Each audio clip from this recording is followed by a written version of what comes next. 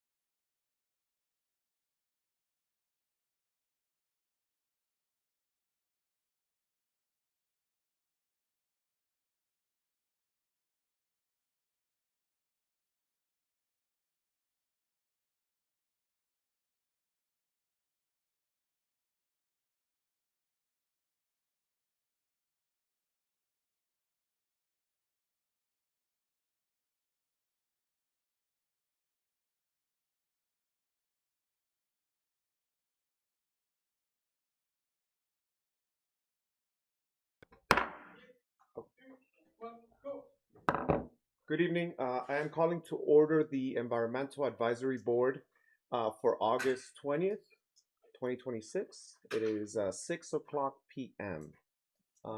Can Pledge of Allegiance? Yeah, can we stand for the Pledge of Allegiance, please? Am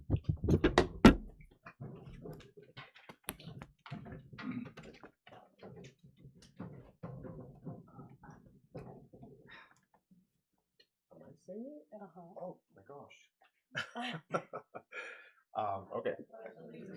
To the flag of the United States of America and to the republic for which it stands, one nation, under God, indivisible, with liberty and justice for all. Thank you, everyone. Sorry about that. I would like to say good evening to everyone. Everyone here, residents of Apex, makes me very happy to see your faces here. Returning board members, new board members. We have Courtney. Welcome, Courtney. We have Kim, right? And Ramesh. Kim, you are returning board member? So From years ago. from years ago, all right. Apex staff and council member, welcome. First, approval of minutes for May 21st, 2026. Do I have a motion to approve the minutes? I'll make a motion. Do I have a second? Second. I have a item to, in the meeting minutes from the data center number 5 meeting, it was not captured on page 8 around lines 9 and 10. I had asked if any municipalities had taken the revenue from the data centers and set up something like Alaska has for their oil and gas revenues to share them back with the community. And Bruce had mentioned that he wasn't aware of any. I would just like that captured in those minutes. Do I make a motion for that? Do I have a second? Yeah, I can second on that. All right, awesome, thank you. All right, do I have a motion to approve the minutes for June 18th, 2026? Wait, are we doing these all as one motion? Or? Oh, not sure. No, okay. Do I have a motion to approve all the minutes for the 2 last EAB meetings and the data center subcommittee and the tree canopy subcommittee? I move they be adopted with the adjustments that were made by Suzanne. Second. Second, all right.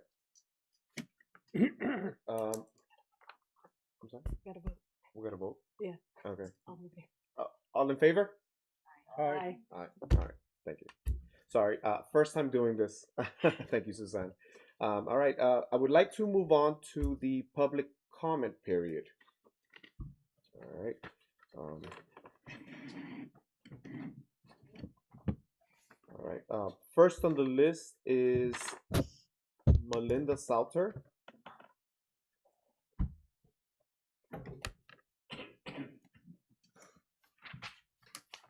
And Melinda, you're speaking for a group, is that correct? A group of 4 that will not be speaking. Okay. Thank you. So just want to remind you that you have 9 minutes. Thank you. Okay. Thank you, Chair Valle and members of the board. Would everyone from the Groves please stand? Thank you. My name is Melinda Salter. I live at 129 Old Grove Lane, and I'm speaking tonight as a representative who's able to attend on behalf of the Groves and several adjoining neighborhoods that are impacted by the property at 1328 Center Street. I'm not speaking only to my own concerns tonight. I'm carrying the concerns of neighbors who could not be here on this short notice, each of whom would ordinarily have stood up individually to speak to a piece of this case. I want to begin by thanking the board for this opportunity. Case 26CZ13 does not require a hearing before you. The parcel comes in at 4.42 acres, just under the 10-acre threshold that would trigger the EAB review. I'm here anyway because the questions this project raises are exactly the questions this board exists to ask. First, why am I the one standing here? My property backs directly onto this site. My patio looks onto this parcel, and so does my bedroom window. Under the plan already approved for this land in 2024, that meant a 30-foot buffer and a 2-story building on the other side of it. Under what's proposed now, that becomes a 15-foot buffer and a 54-foot 4-story building. That is what I will see every time I step onto my patio or look out the window. Second, the exemption itself. This land came before this board in January of 2024. The developer accepted 12 environmental conditions as a result. Protections for the stream buffer, native plantings, tree diversity, dark sky lighting. That same land, now proposed for a taller, denser project, is exempt from this board's review entirely because of this acreage line. The result? 2 voluntary conditions, a stormwater standard, and 2 pet waste stations. That is the entire environmental commitment for a project 4 times denser what stood there before. Third, water in the creek. This site sits within a watershed protection overlay. Our understanding is the Middle Creek watershed, though the application's own documents don't even agree with each other on this point. And I'd ask the board to help clarify. What is not in dispute is the scale of new impervious surface, roughly 130 apartment units plus parking and driveways, replacing what is largely open ground today. The 2024 review secured a real condition, that post-development runoff not exceeded pre-development runoff, measured against the 1-year, 10-year, and 25-year storms, and a rule against clearing the stream buffer. Neither is guaranteed at this time. Fourth, trees, buffer, and wildlife. A mature stand of trees and a vegetated buffer currently separates this site from the townhouses behind it. The 12 conditions this board negotiated in 2024, native plantings chosen for pollinator and bird food sources, a minimum of 3 hardwood species, dark sky compliant lighting to protect nocturnal wildlife, apply only if the smaller fallback plan gets built, not the apartment plan actually being proposed. The habitat protections this board fought for are optional under the primary request in front of the town. Fifth, traffic as an environmental question, not just a congestion one. Density on this site nearly quadruples for roughly 7 units per acre to nearly 27. That means more vehicle emissions, more oil and particulate runoff on a corridor whose planned widening remains unfunded by the state until at least 2035. Landing on buffers that are at the same time being cut in half. Sixth, construction itself. Before any tenant moves in, this community will absorb months or years of heavy equipment working ground that sits above a creek and directly above our homes. Dust in the air and without careful erosion and sediment control, slit and runoff reaching Middle Creek and our yards with every storm during the build. Sediment control this close to water is precisely the kind of condition this board would ordinarily attach. This project was not required to ask. So my request tonight is threefold, and it does not require this board to exceed its authority.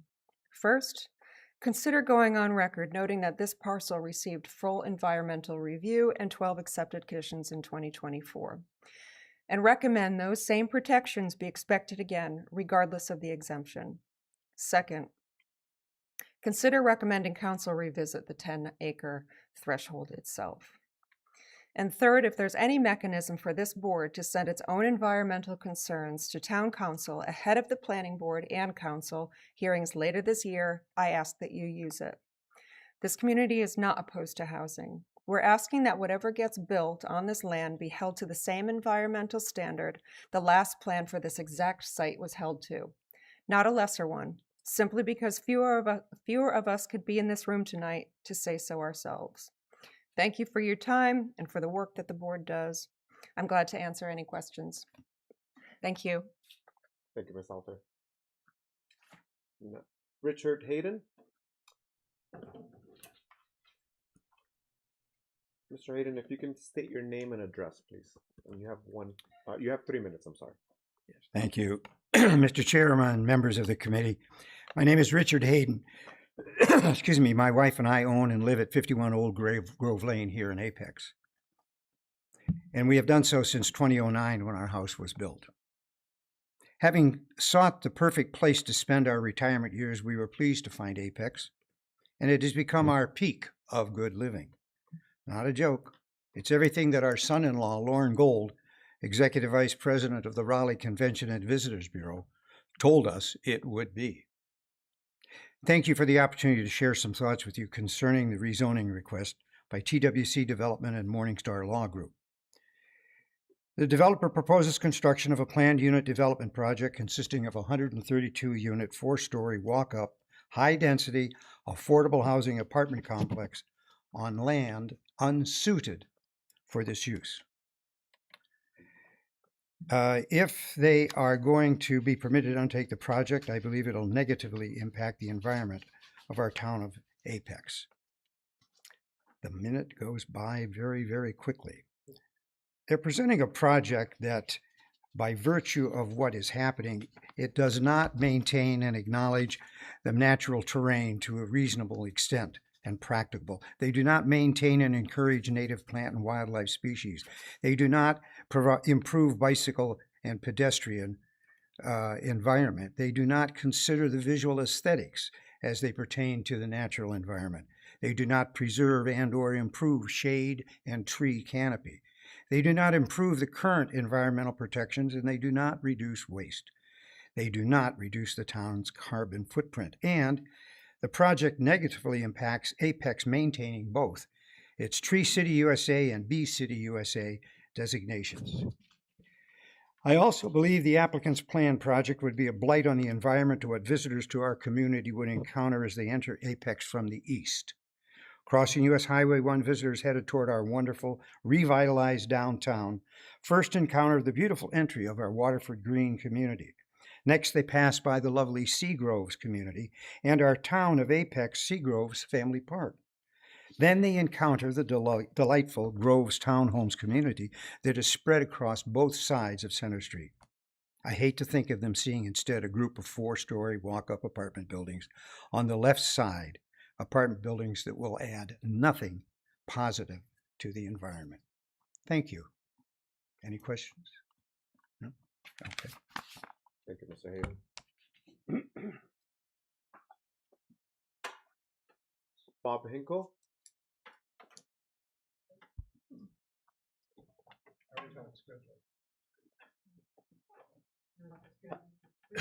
Pat Hinkle? Laura Grimes?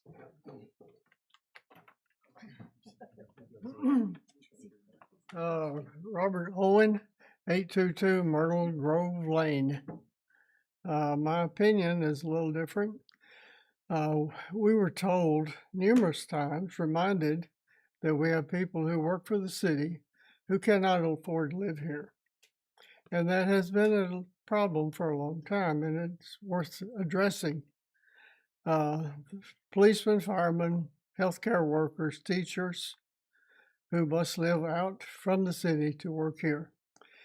And it would be worthwhile for that to be. There's nothing contractual about that.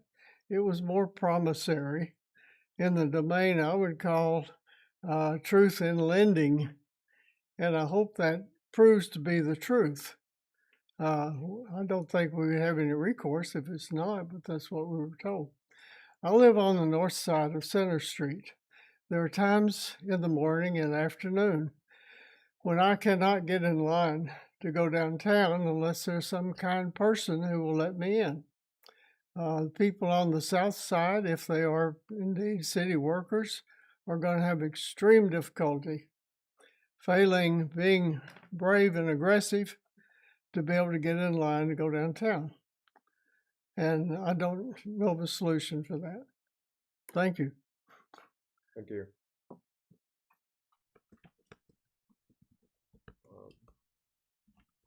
Laura Grimes, Don Grimes. No, yeah.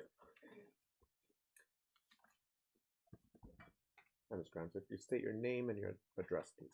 Okay, my name is Laura Grimes. I live at 210 South Salem Street.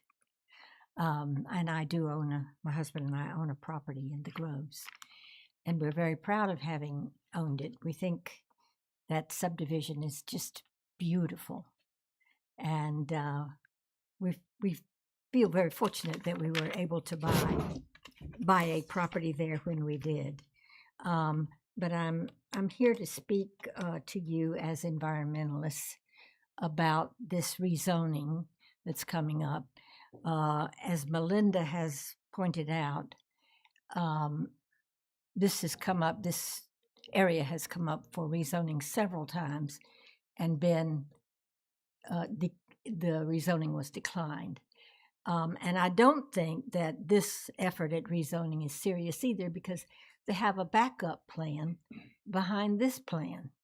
You know, they've got this one for 132 units and they've got another one behind it for 30 units. Why two? You know, if you're serious. But I'm really wanting to speak to you about a confluence of activities that are going on in the area near the rezoning. The first one is that the property adjacent to, immediately adjacent to the 1328 Center Street has been sold and will probably be coming to you for consideration of redevelopment. That is the Calvary Chapel property. It doesn't look like a church. It looks like a commercial building, but it has 9.4 acres, and most of those acres are a heavily wooded parking area, and that the trees on that are gorgeous, really tall, really beautiful trees, and something that if it were incorporated into a subdivision, a housing subdivision, it's laid out, it's already got lots of space in the middle, but the trees could be preserved, and well used, I think.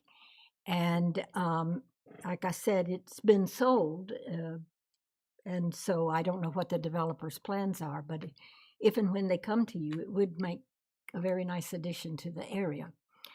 So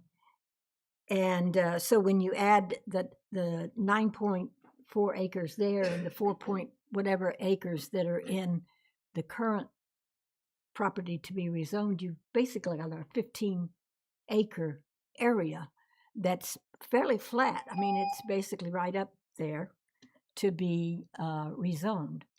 And so that, and if I can add one other point, this area is being, quote, investigated and worked on, studied by the Department of Transportation, starting at Shiflin Road and going down to Reliance Avenue. And that particular area is being studied to widen the road and to redo the intersection of Highway 1 and 1010 Road. And so the impact of traffic from this immediate area, this little plot of land right here in purple, is that land and the other land next to it are going to have a big impact on what they will be studying and what they decide to do. So what I'd like to ask you to do is bring your attention to this collection of issues right at the very point that we're going to have a change in things that are done by the Department of Transportation. So thank you for giving me these few moments of your time. Thank you, Ms. Grimes. Uh-huh. Don Grimes. Want your map? you, Mr. Grimes. If you could state your name and address. I'm Don Grimes. I live at 210 with Laura, and we've been there for 36 years. And we're fortunate enough for one of these units, one of these very attractive units on Center Street to come available. And we had been hoping one would for a long time. One finally did, and we jumped on it. And we think that it's the nicest townhome subdivision in Apex, both sides of the street. And we don't want to see something that is going to come in, intrude vigorously and objectionably to the calmness, the serenity, the quiet of these communities. And here is the map or the sketch that was submitted by the petitioner. And it's within this section right here. All you see here and all that is on here, essentially 95% of it, is 4-story apartment buildings, 4 of them, and the rest of it is essentially a parking lot. Now, if that's not the definition of a heat island, I don't know what is. And this, as my wife has indicated, is a very, very densely wooded area. You're going to have to go in there, and there's no way that you could have this particular development to take place unless you went in there and clear-cut everything in it. That's the only way it could happen. So we beg of you to be sensitive to that fact and the fact that everything around it is very consistent, very architecturally attractive. And this would be just really an eyesore, among other things. So anyway, thank you so much for your time. Thank you, Mr. Grimes. Terry Raynor.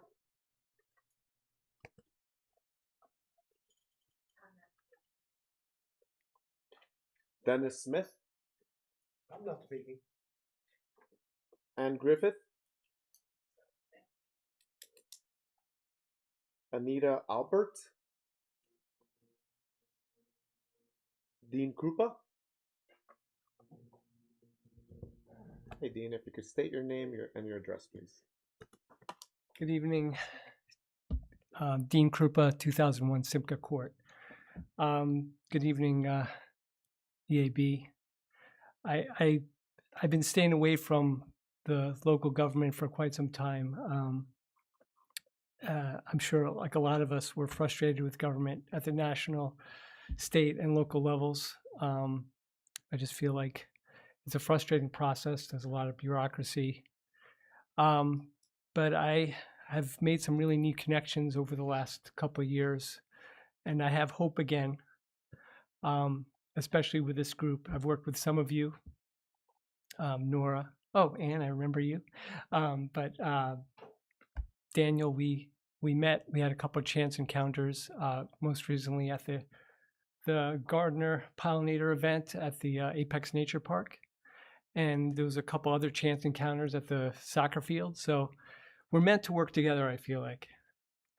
But I've been working with Trees for the Triangle, and I just joined their board of directors. And some of you have worked with them, and as you know, they're helping host the Triangle Symposium. Amazing organization. Dave Klemp, who's the director, started it out of the back of his truck. He was basically just out of college and wanted to plant some trees. And it was just him, and he's helped start a tree archive in Cary. He inspired me to start my own archive, which I've worked during. I tried to start one here in Apex, but unfortunately that fell through, and we ended up finding one in the Fuquay ETJ. And if not all of you know what an archive is, it's basically just a museum of trees. And we get a discounted rate from nurseries, and we plant as many trees as we can there. We've had a few hundred volunteers come through in the 8 months or so since it's been in force. But we're also now working with other communities. So we reached out to Smith Farm through help of Nora. We got some contacts there. We have a connection with Salem Village, and we're going to be planting some trees there. And it just reminds me that if you just get great people together that are caring and passionate, you could do really magical things. And I know you guys do that all the time here, but I know we all feel like we could do more. And so I really want to partner with this group in my connection with Trees for the Triangle. We're already working together, but there's so much more to be done. So I look forward to more conversations with all of you. I think I'm going to come back here and do a formal presentation about what we're all doing at Trees for the Triangle. And I'm excited. I'm frustrated, but I'm also excited. So thank you very much. Have a good night. Thank you, Dean. Appreciate that. Terry Isley.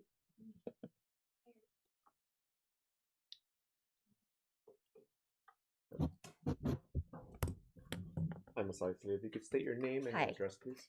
I'm Terry Isley. I live at 225 Old Grove Lane, and I bought my house last December. I picked it because the air quality was fantastic, the trees were beautiful, and there was wildlife. And it was this unique little corner of Apex. And I knew that Apex really valued the quality of life of its residents above development, unlike some of the other towns in North Carolina. So please, I am here to ask you to protect the property, protect the way of life, and maintain the standard of living in our community. Thank you. Thank you, Ms. Isley.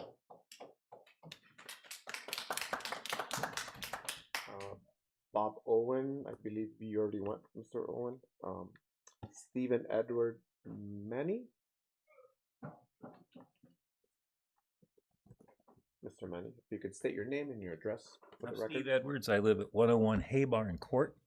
I'm the president of the Seagrove Farm Townhome Association and on the board of the Seagrove Farm Master Homeowners Association. And I thank you for a time to speak on this. My concerns have to do with density and canopy. As president of the HOA, I get the letters from your town when we don't have enough trees in our front yards. And so I actually, one of the few residents who probably read most of the 600 pages in the planning document that specifies canopy. And I know it was important enough to put that much paper into the document. And what really startled me when I showed up at the first hearing was the map that the gentleman just presented to you. It's all parking lot and building. I think there's maybe 8 or 10 trees in the whole thing. And so as an environmental group, that probably should get some bells going on in your head. I just did a quick survey of the apartment communities near the proposed project, Cambridge Village, the two Broadstone communities, the two Meridian communities, the Reserve at Mills Chase, the Reedy Creek Crossing. They, according to Wake County tax records, represent 1,420 units situated on 98 acres, and their density averages out to 14 units per acre. The project before us is 32. Well, what is it? 232? It's 34 units per acre. It's just a gigantic jump in density, squeezing an oversized project into an undersized lot. And so I also share all the concerns that have already been presented. Some of you might know me because for the last 30 years I've been able to referee basketball and volleyball at the youth and adult league levels in Apex. And so I've been called all sorts of names by Apex residents, depending on quality of my call. But one of the rules they train us as referees is what you permit, you promote. And there's nothing worse than being the referee that comes in a gym after two folks just didn't call anything the previous week. And now we're just enforcing the rules, and everybody's going, well, the last official didn't do it. I know you aren't required to look at this project, but if it comes out of the gate as planned, and now at the Calvary Chapel parcel's on the table in play, there's nothing the town can do to say, you can't do the same thing here. You can't make you can make the same mistakes because we let this group do it. And so setting that precedent, what you permit, you'll promote. So I think it is worth your time to take a closer look. Thank you very much. Thank you, Mr. Manning.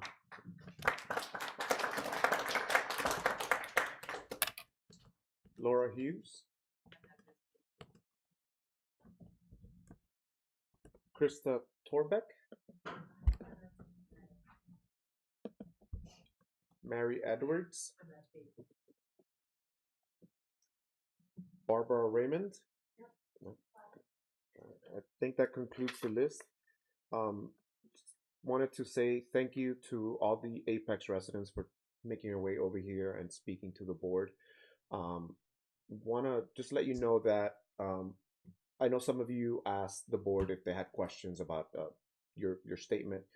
It is my understanding that the board cannot speak back to you, right?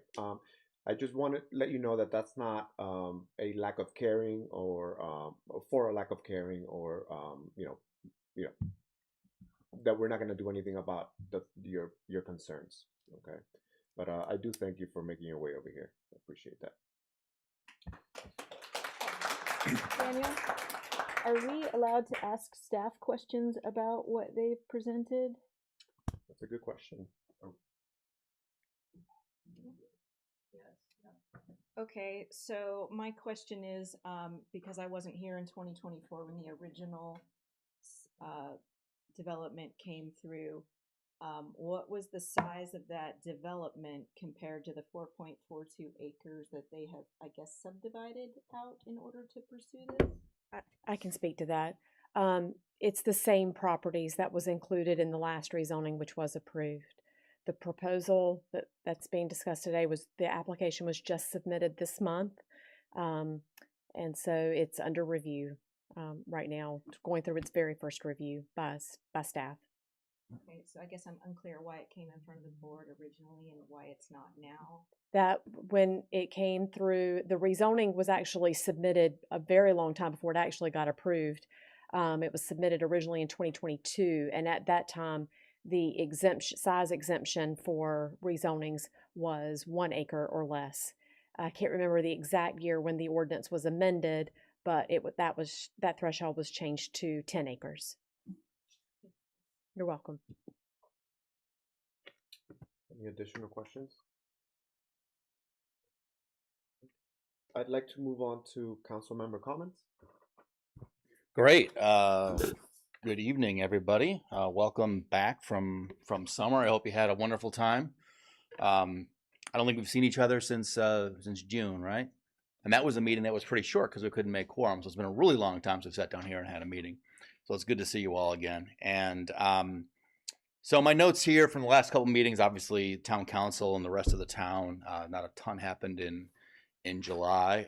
Before we left, though, obviously, I wanted to mention we did make some appointments to the board, to our new members. Welcome here. And that was a little bit of a discussion because the mayor wanted to defer all the appointments. I was like, wait a second, we're down a ton of people on EAB, so at least let's make the EAB appointments.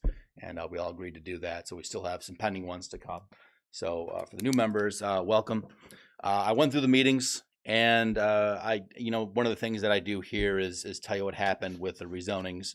I only found 2 that were kind of note since we last met, I think, unless I'm forgetting any. I know that we had the budget in early June. And so there's just the last meeting in June, the council's first meeting in August. And we had a Viridia rezoning. I don't know if you guys saw this one because it was mostly due to conditions related to the college that's coming. So they requested, Viridia had a specific vision for how it would be laid out, and that didn't quite work for Wake Tech, who had, was building a different type of product than they were at. So we modified some conditions on there that passed unanimously. And I think back in June, we had an amendment for Hortons Pud, which is a pretty big deal over in the eastern part of town, which, again, I'm not sure what came to you guys or not, but it involved, I think, transportation amendments that we approved. So that's kind of all that's happened at the council level. The other thing that I want to talk about is we did approve, and I remember telling you guys about this, a UDO amendment to have rezonings come back to the board for a recommendation. A little bit back and forth there. It took a couple months. It ultimately was approved by council in May, and we had some discussion about it. I wanted to let you know that after talking to my colleagues and listening to public comment, I've agreed to voluntarily kind of recuse myself from those discussions because there was a thought that it's coming back to council and it was weird to have me influence what you guys might say. And I'm fine with that because I do want to hear what your opinions are. I don't necessarily want to be involved in what you're recommending for it. So that'll kind of be the policy going forward. Is I won't be involved in any rezoning cases. Days like today, I might just leave if all that's left is rezonings on the agenda. Other days or maybe other business afterwards, I'll just kind of be quiet for those meetings. And that was something that I think is a good policy. You know, to let you guys do your work on those rezonings as we discussed. So that's all I had notes for. So I'm happy to be back. And welcome again, and I'm happy to answer any of your questions if you have any about any of that stuff or anything else or Star Wars trivia or whatever. Terry, I have a question. When can we expect the youth member? The youth member? Yeah. Hopefully at the next meeting. Yeah. Yeah. The youth member. So yeah, we have a bunch of appointments on next Tuesday. So we'll fill out the rest of our appointments at that point. Daniel, I have one question on this one.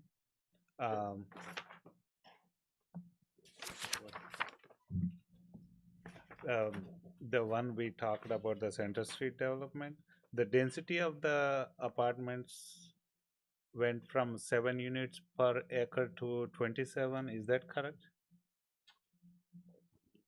Sure. The rezoning that is proposed is about that acreage. I don't have the application in front of me. But again, that rezoning will not be coming before this board because it's less than 10 acres. So staff has heard all the concerns from the community. I've taken some notes and we will pass along those concerns to the applicant. Thank you. Thank you very much. I'd like to move on to staff announcements. Laura?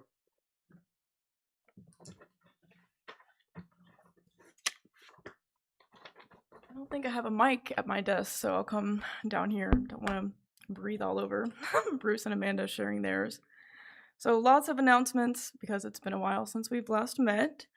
So first things first, you'll notice in front of you, now we have laptops. So hopefully that will help as we have rezoning cases and presenters. We don't have to try to strain to look at these screens anymore. Everything that the applicants provided to us should be loaded on the computers. Tonight, I know there's 2 PDFs, so you'll have to open Adobe for that. And then the second case is a PowerPoint. So all of those should already be open. You'll just have to navigate and find those. But let me know if you have any issues. I can help you pull them up. As far as environmental programs wise, it's been a busy summer. So just to recap some past events, our invasive removal events, we're still going strong with Swanik, our nonprofit group. We had 5 removal work days in July. So that was huge. We removed about 905 pounds of invasive plant material. That was between Apex Community Park and Kelly Road Park. The wisteria really added to that. It's very heavy. But those were great events, well attended. And then another very well attended event was our Afternoon in the Garden / Moth Night event. That was rescheduled. It was supposed to happen in June, but we moved it to July 24th, which was when our Moth Night event was originally scheduled. So we ended up combining them both, and we had about probably over 170 people show up. That was the last count that we had, but it was a huge turnout. We ended up rescheduling it because of weather, and actually the weather was worse than the original date we picked, but that didn't matter. So we had a bunch of people that came out. Our chair and vice chair attended and helped tabled, so thank you guys for that. And special thanks to Daniel because he brought his bat recording device. So as we were looking for moths at night, we could ID the bats that we saw swooping over our heads. So that was super neat. And then Ramesh also attended, so I was glad to meet you there. It was a great event, so we were super happy with the turnout and excited to do more events like that. So now I'm going to talk to you about some more upcoming events. Actually, tomorrow we have an event out at the nature park. It's at the Pollinator Garden, so the Seymour Athletic side of the park, not the amphitheater side. It's the Great Southeast Pollinator Census. So the whole of the Southeast, now North Carolina to Mississippi, is participating in this program. It's a community science project. It takes 15 minutes. Really, all you do is you pick a plant and you're tally marking each pollinator that you see land on the plant.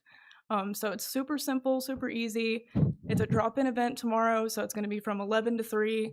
You can come and stay 15 minutes and do one count. You can stay an hour and do a couple counts. It's really up to you. But that'll be a neat event. And there's a volunteer sign-up link on our volunteer portal on the page. You don't have to sign up, but it just helps us know how many people to expect. But feel free, residents, to just show up. And then next week on the 26th, we have a Creek Critter Discovery event that we're doing with Haw River Assembly. And actually, Sandra, who was on the board, she left to take this position. And it's great because now we get to work with her in another capacity. So she's actually leading the event. Again, that's going to be at the nature park. That's Wednesday the 26th. It's from 6 to 7 that evening. And that's going to be really like a hands-on exploration of little creek critters, macroinvertebrates that live in the water around the nature park. So we're going to see what we can find. We've got little nets for people to scoop out our critters. But that'll just be a cool evening outside to kind of see what little guys we've got in our streams. And then, which stream is it? which it's at the nature park. That yes, one too? yes. And that is the amphitheater side. So it's two sides of the park. That will be at the amphitheater to meet. And again, there is a registration, like a volunteer link you can use to sign up on the volunteer portal. 6 to 7. Yep. My daughter has asked for her birthday party to be at a creek, so Oh, well, maybe yeah. this will be a stepping stone to that. That would be great, yeah. And all of these are free, by the way, no payment needed. So that's Wednesday. And then Thursday next week, we've got 3 events in a row. Thursday is our first event in the Triangle Environmental Symposium. So we heard Dean mention that earlier in a public comment. That's our collaboration with Trees for the Triangle. They've hosted it in the past in Cary, and so now it's hosted here in Apex this year. It's going to be at the Halley Center downtown. Doors open at 6:30, programs start at 7, and for the next 4 Thursdays in a row, starting next Thursday, the 27th of August, September 3rd, September 10th, and September 17th, we're going to be doing basically just an environmental lecture series. So we'll have guest speakers come in. I'll give you the lineup now. So next week, the 27th, it's our Rooted in Justice, Growing Healthy Communities panel. So it's a panel discussion. We're asked these local esteemed speakers in the environmental field to come and be on our panel. They're based in the Triangle, and they're going to be talking about the work that they do and how that intersects with environmental justice. And for that event, the mayor will be there to do some opening remarks, and it's going to be moderated actually by Mr. Mahaffey here, and then one of Trees for the Triangle's board members. So that'll be a nice event to kick off the next couple weeks. September 3rd, so the following week, that's our From Wasteland to Wonder event, and that's featuring Basil Camus, who is an author of From Wasteland to Wonder, but also the co-founder of Leaf and Limb and Project Pando, which is based here in the Triangle. September 10th, the following week, is Forest Around the World. So we've got 3 guest speakers in the urban forestry field coming to talk about that. And then September 17th is Gardening for the Planet. It's a documentary, so we're going to be doing the documentary screening that night. And then the director will be there, Joanne Hirschfield, to do a Q&A at the end. So all of these are ticketed, but they're only $5 each, and the proceeds are going to Trees for the Triangle. There's links on our website on the town page. If you just Google Triangle Environmental Symposium, Apex, it should pop up. It should be the first thing on a Google search. And the links for all the tickets are there online. Does that last one conflict with this? It does, yes, it is. It is an EAB night, unfortunately. Aw, Yep. okay. And that was something we can get to later. But there will be will be tabling at this event as well. So I know that we talked about it a long time ago, but if the EAB wants to be present at least the first 3 meetings, there's a table there that we can talk about later, but we could table if you're interested. And then finally, I said there was 3 events. So that's Wednesday, Thursday, Friday next week is another invasive removal workday. And that'll be at Kelly Road Park. And that's from 5 to 6:30 because now the SWANEC, the nonprofit students, are back in school. So got to do it after school now. But a big week next week, lots of events happening. So What's the date on the last one? the 28th. Yep. And that's all I had, but lots of good stuff in the works. Are you guys doing anything to treat the knotweed? We haven't started on that yet. Mainly we've been targeting stilt grass, and then the wisteria at Kelly Road is just out of this world. So we've really been focusing on that, but no, we should. Nora, aside from possibly tabling for EAB members, how else can we support the environmental symposium? Honestly, just buy tickets and attend too. If you don't want to table with us earlier, show up and enjoy. I attended last year in Cary all 4 nights in a row, or weeks, and it was awesome. It was great. We have one speaker that is coming back that I saw last year, so I'm super excited for her. But I mean, yeah, just attend, tell your friends, share the word. That would be great. This is something that happens regionally, like every year, or? Well, previously, I think it had only been in Cary. So I attended, and I just talked to Dave, the executive director, afterwards of Trees for the Triangle, and said, like, this would be great to host in Apex if you guys ever wanted to move. So I didn't realize, I don't know if I, like, stole it from Cary. Sorry, Cary, but I think now the precedent will be set that it will kind of move around between municipalities, but we're happy to have it this year. Just raising awareness for residents and. Yep, raising awareness. It's also partly just a fundraiser for Trees for the Triangle, but especially with our first event with a lot of our local speakers, raising awareness of environmental issues here in the Triangle. Yeah. Nora, I have a question for you. Since you are a resident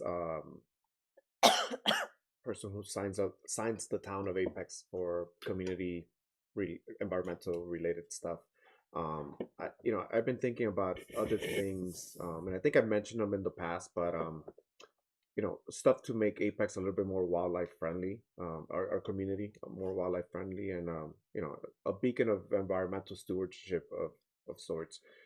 There are other community projects that I've been looking into, like Bird City USA, which helps migratory birds. There's a couple things that we would ask residents, like turn off lights during certain times of the year, certain times of the day. Snapshot USA, which keeps tracks like mammal activity. Monarch City USA, but I think the town of Apex has something similar to that, right? Yeah, Like we have the Mayor's Monarch Pledge. Right. Yep. And then I've been looking into making Apex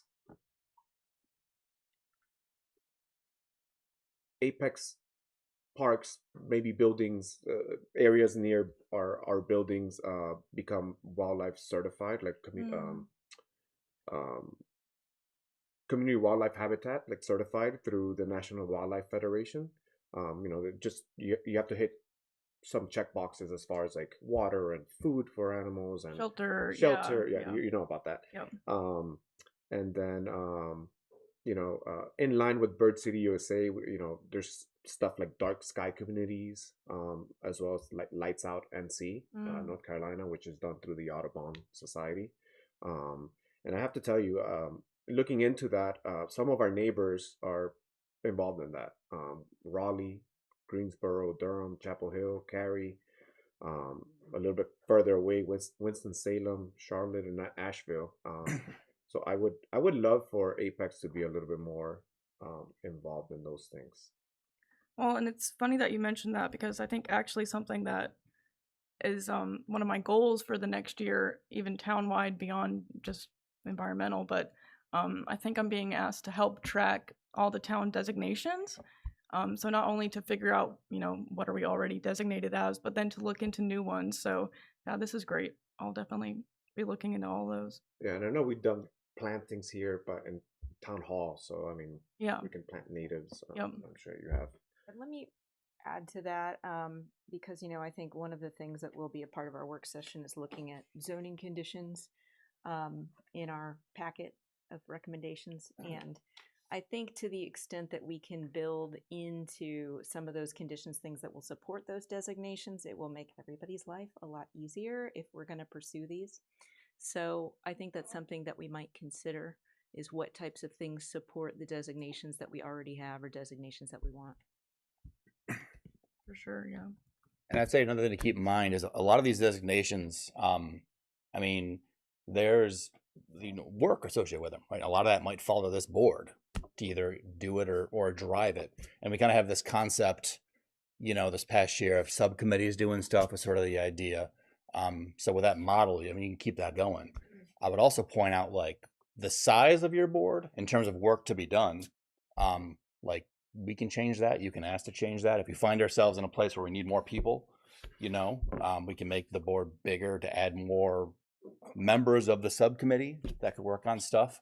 That's really, up to you guys to sort of drive that, suggest that. You can sort of changes. And I bring that up because also another thought that we had is, you can imagine a model where this board meets less frequently, or like maybe just for the zoning cases that we have now, but the subcommittees meet more frequently to deal with whether you're the bee subcommittee or the wildlife, whatever it happens to be, to drive compliance with that thing. So there's a lot of different ways you can work, and I just want to throw it out there that you guys have a lot of discretion. You're really empowered to sort of drive this sort of stuff, and either to the extent you can configure yourself to do it, you can do it. To the extent you want to be configured differently, you can just ask, and work with staff to suggest stuff. If something needs money, then you would, I don't know, pass a resolution or something, and town council would consider it for part of the budget. There's lots of stuff you could do to drive this stuff, and I definitely like the idea of you guys being active and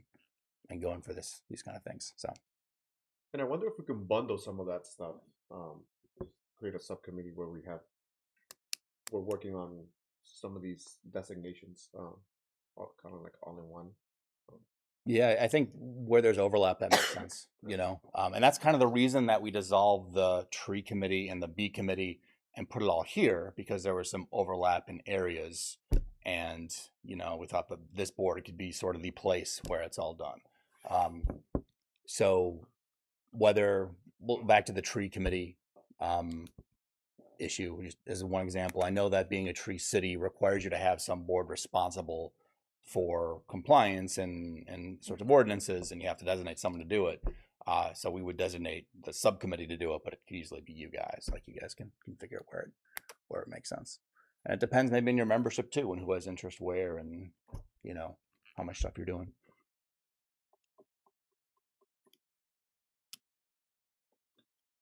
Any other questions or comments? Would like to move on to rezoning cases. Apologize. I'm sorry. I'll be really quick, no problem. Just want to give you guys an update.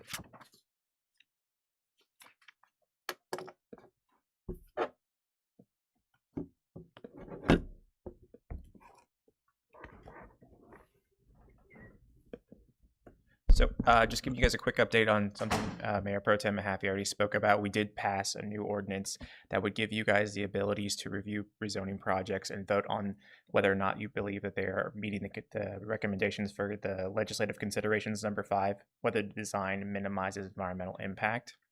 So that has been included. And going forward, we will have a new process for you. I'm just going to show you what the schedule looks like so you have the same understanding of what the applicants are going to be told from now on moving forward.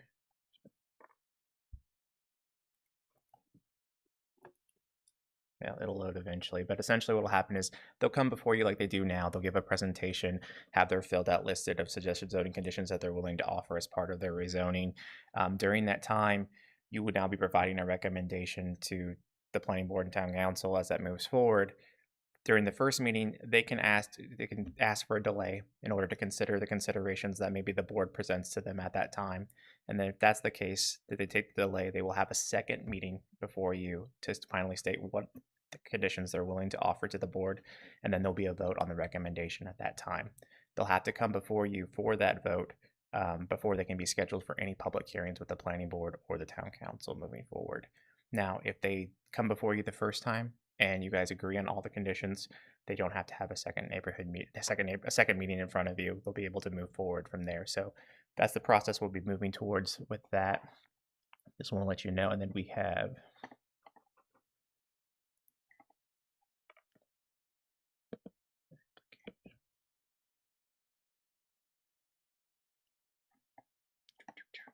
so under our applications now and our fees and under our schedules for the rezonings, we have a big table. I don't know if any of you have seen this or been curious of kind of what this looks like as a timeline that the applicants see. So now we have a new section, a new column that shows when their second neighborhood meeting was most likely to occur for them after their first one. So we have that listed now, and we also have notes that kind of speak to what they'll be required to show that they're meeting that condition of number 5 and minimizing environmental impact as part of their conditioning and zoning as well. And with that, we will be providing a new report that did not get loaded on here. I apologize. We'll get that to you as a copy emailed to you. It was supposed to be on this computer, but essentially it'll be a report that we already have a template of that we use for the planning board for the recommendation to town council. It'll have the list. It'll list your vote, decisions, and things like that on there. There will also be a new form for dissenting members for each vote. And in that, each member who decides to vote against a recommendation for that will have to fill out that application and state the reasonings why they voted against it. Right now, we're working on having it be a PDF that you can type into. If it works out easier, though, we may just do a paper copy if that's more comfortable for y'all to write on, and then we can scan that and use that. The only issue is, should there be a vote and you do have a dissenting member at that time, what we need to do is we'll have to keep it on your laptop, come with a USB drive, download the USB drive and take it off, because these laptops are also used by other members. And so we have to make sure that we're keeping track of that. So we'll go over that again as we get through that process and come up to it. But just let you guys know that the process has changed a little bit, but essentially people are still going to come before you with their proposed conditions. And there just may be a second meeting if we're not able to come to a conclusion of the first one. So. Oh, it's on there? It's not on mine. Yeah, so you might have, it should be a PDF, I believe it should be on there. There's 2 forms. Perfect. Yeah, it just wasn't on my All right, and I will let y'all move on. Thank you, Bruce. All right, moving on to the rezoning case reviews. I have first one, rezoning case number 26CZ09, Prince Farms PUD. I need to recuse myself from this project. I don't know when the time for me to do that is, but I have a conflict of interest. This would be the time now to do that. So there need to be a motion and a board to recuse her. A motion and a second to recuse her. Do I have a motion to recuse? I'm a Second. Second. All in favor? Aye.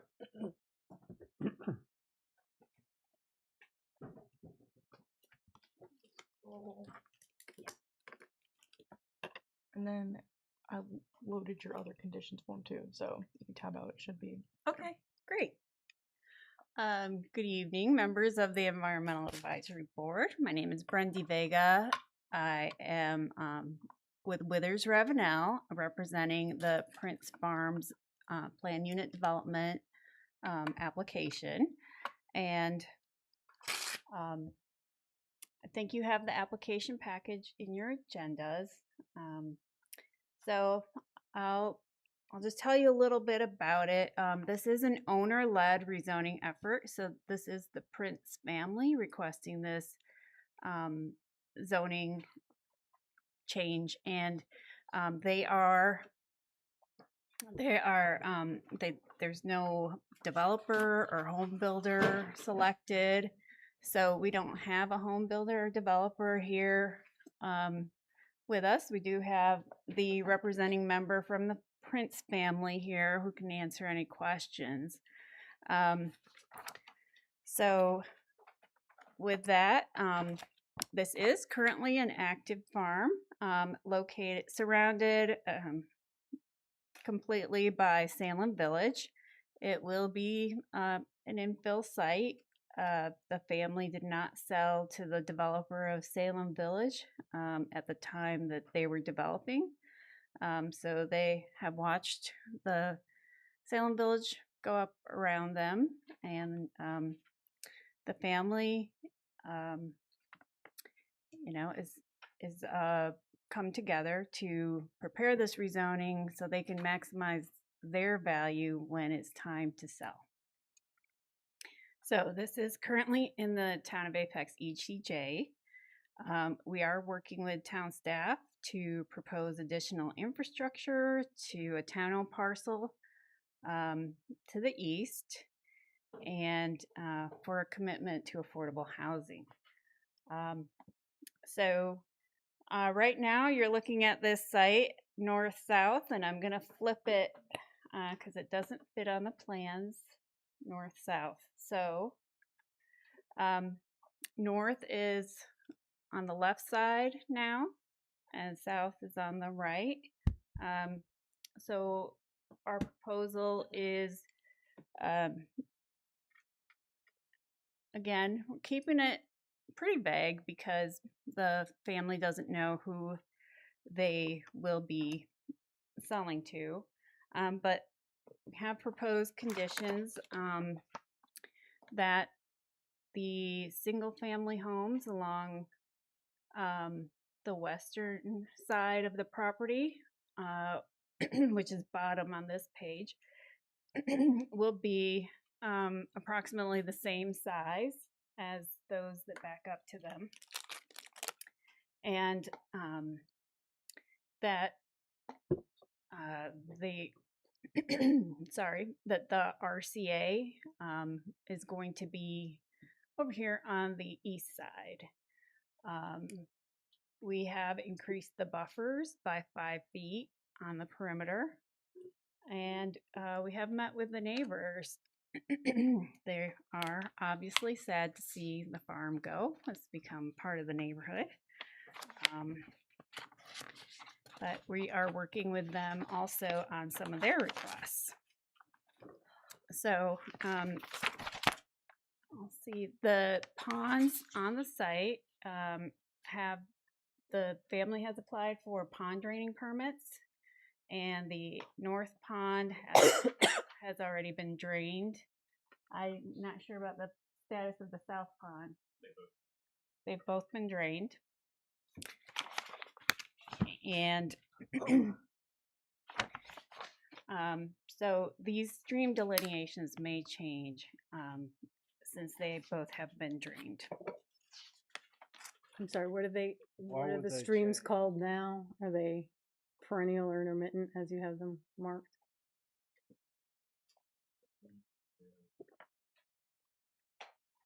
So you're expecting them to go down to intermittent? We don't think that the buffers around the pond would change once the stream moves down. I don't think But the classification impacts the buffer distance. Yeah. right now it's buffered around the entire pond, so the stream reestablishes. Oh, so you're talking about the pond buffer. I'm talking about the stream channels themselves. Okay.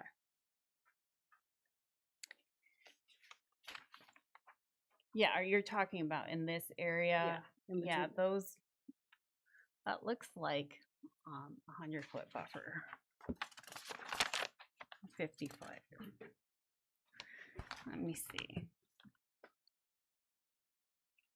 It's a 50-foot stream buffer, so it's an intermittent. Intermittent. Okay.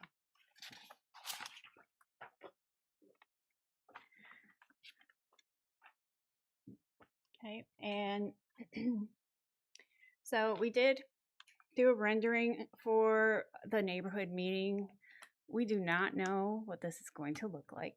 Obviously, a developer may buy it and have a different vision, but what we do know is that we have committed to single family along the western edge and if you look back at the PD plan,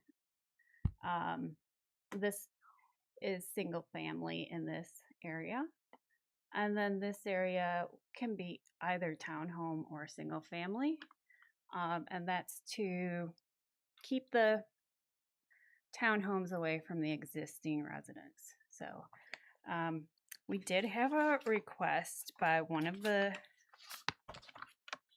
neighbors, I think he's the HOA president, to plant a row of, I don't know if he said a row necessarily, but giant green arborvitae. And so I don't think those are native species. And they really want the screening, so we haven't committed to that yet. But I'll go back to the aerial. You can't really see it here, but there is a road that comes in at their entrance, and that's a driveway, comes down. So there's not much buffer there now. This might be one of the sites that actually plants more trees than removes trees.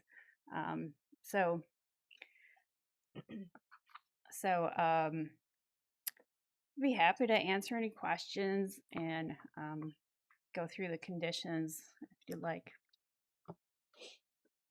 Got a question on access to the property. Yes.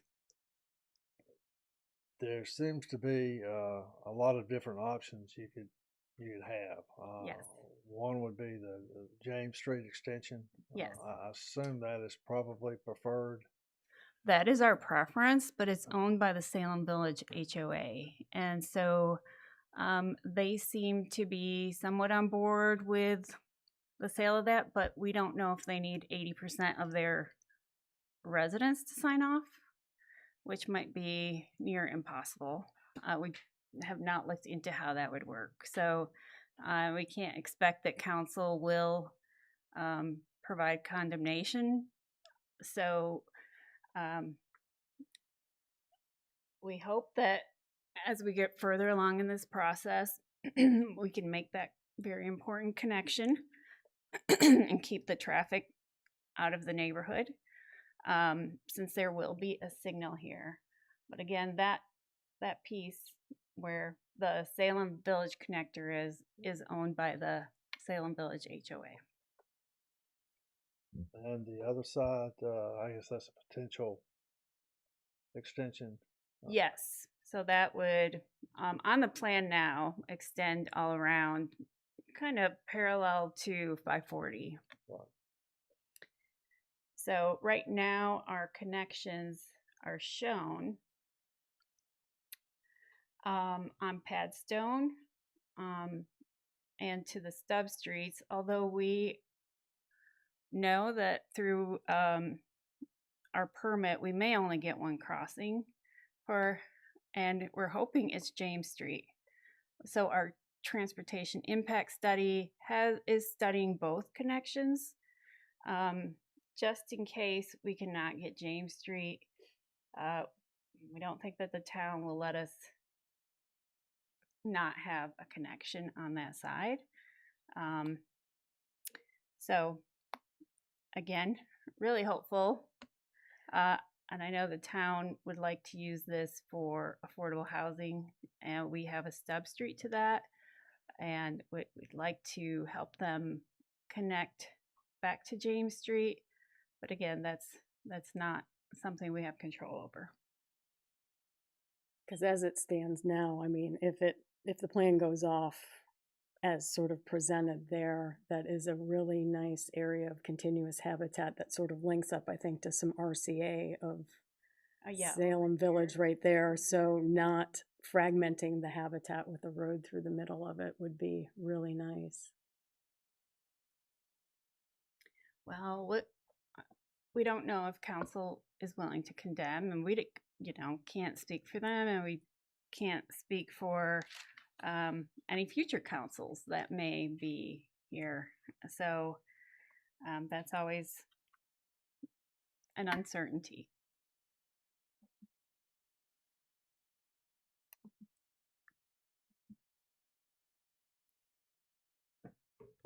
What level of stormwater are you designing for? Which year storm?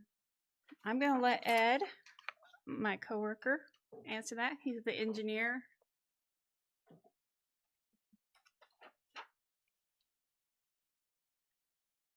So at this point, we are designing to meet whatever's in the UDO, the requirements of the UDO. We're not able to exceed it at this point because we don't have an end user to determine, as Brendy mentioned, how the site will lay out.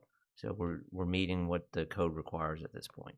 Is that a So, 10 or a 25? I believe it's a 10, if I'm remembering right. So And do you know sort of the two downstream roads, Padstone Drive and Flint Valley Lane? Do you know if either of those have a history of overwash or flooding issues? I am not aware of any. The residents, when we had our neighborhood meeting, did not mention any issues with that. They were more concerned to make sure that our own stormwater was not going to end up in their ponds. Fair, yeah. Which is a fair question, and we can't, because we can't send our water into somebody else's stormwater control measures. So that was their biggest concern when we met with them. So How many acres of farm this one?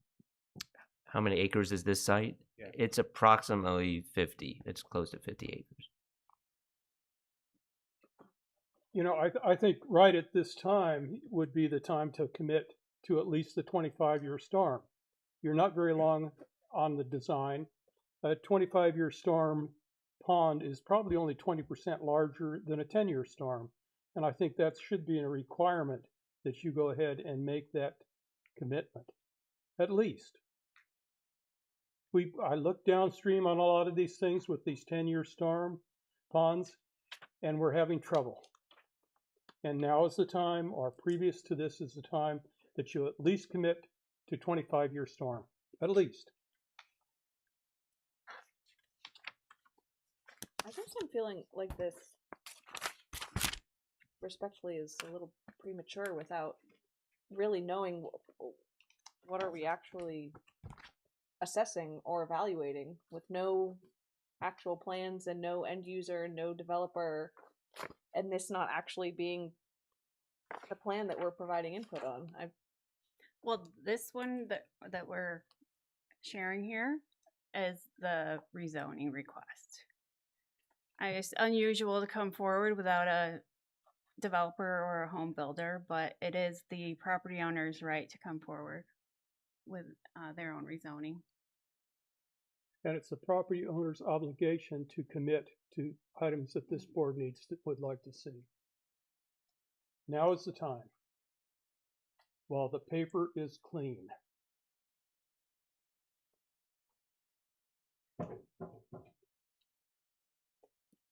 Did I read in the application that there's a plan to put a greenway somewhere in the RCA?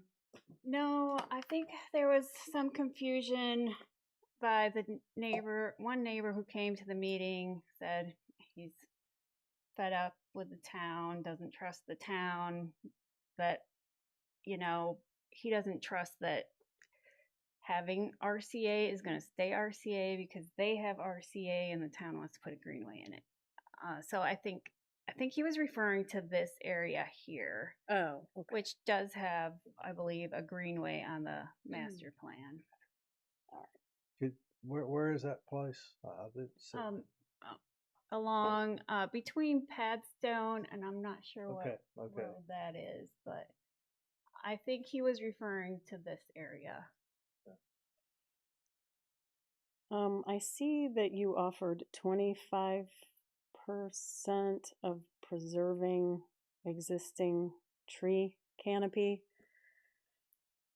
If that, I know you can't commit to more because that road, whether or not that center road crossing goes through. I mean, if it doesn't go through, you could pretty much preserve all the trees that are on the property because there's not that many there. Right, and so 25% of a small swath could mean a lot of them. So it's hard not knowing where our connection will be, and also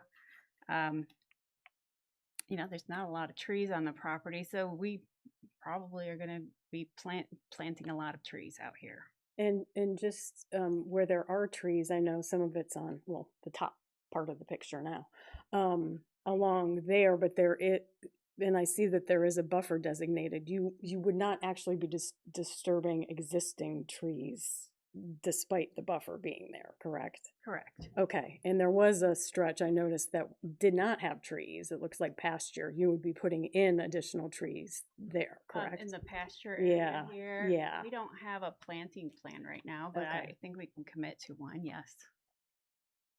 I mean, it's not going to be used for anything else, so we can plant it. Okay. Speaking of planting, I'm looking at this 25% of the landscape shall be native species.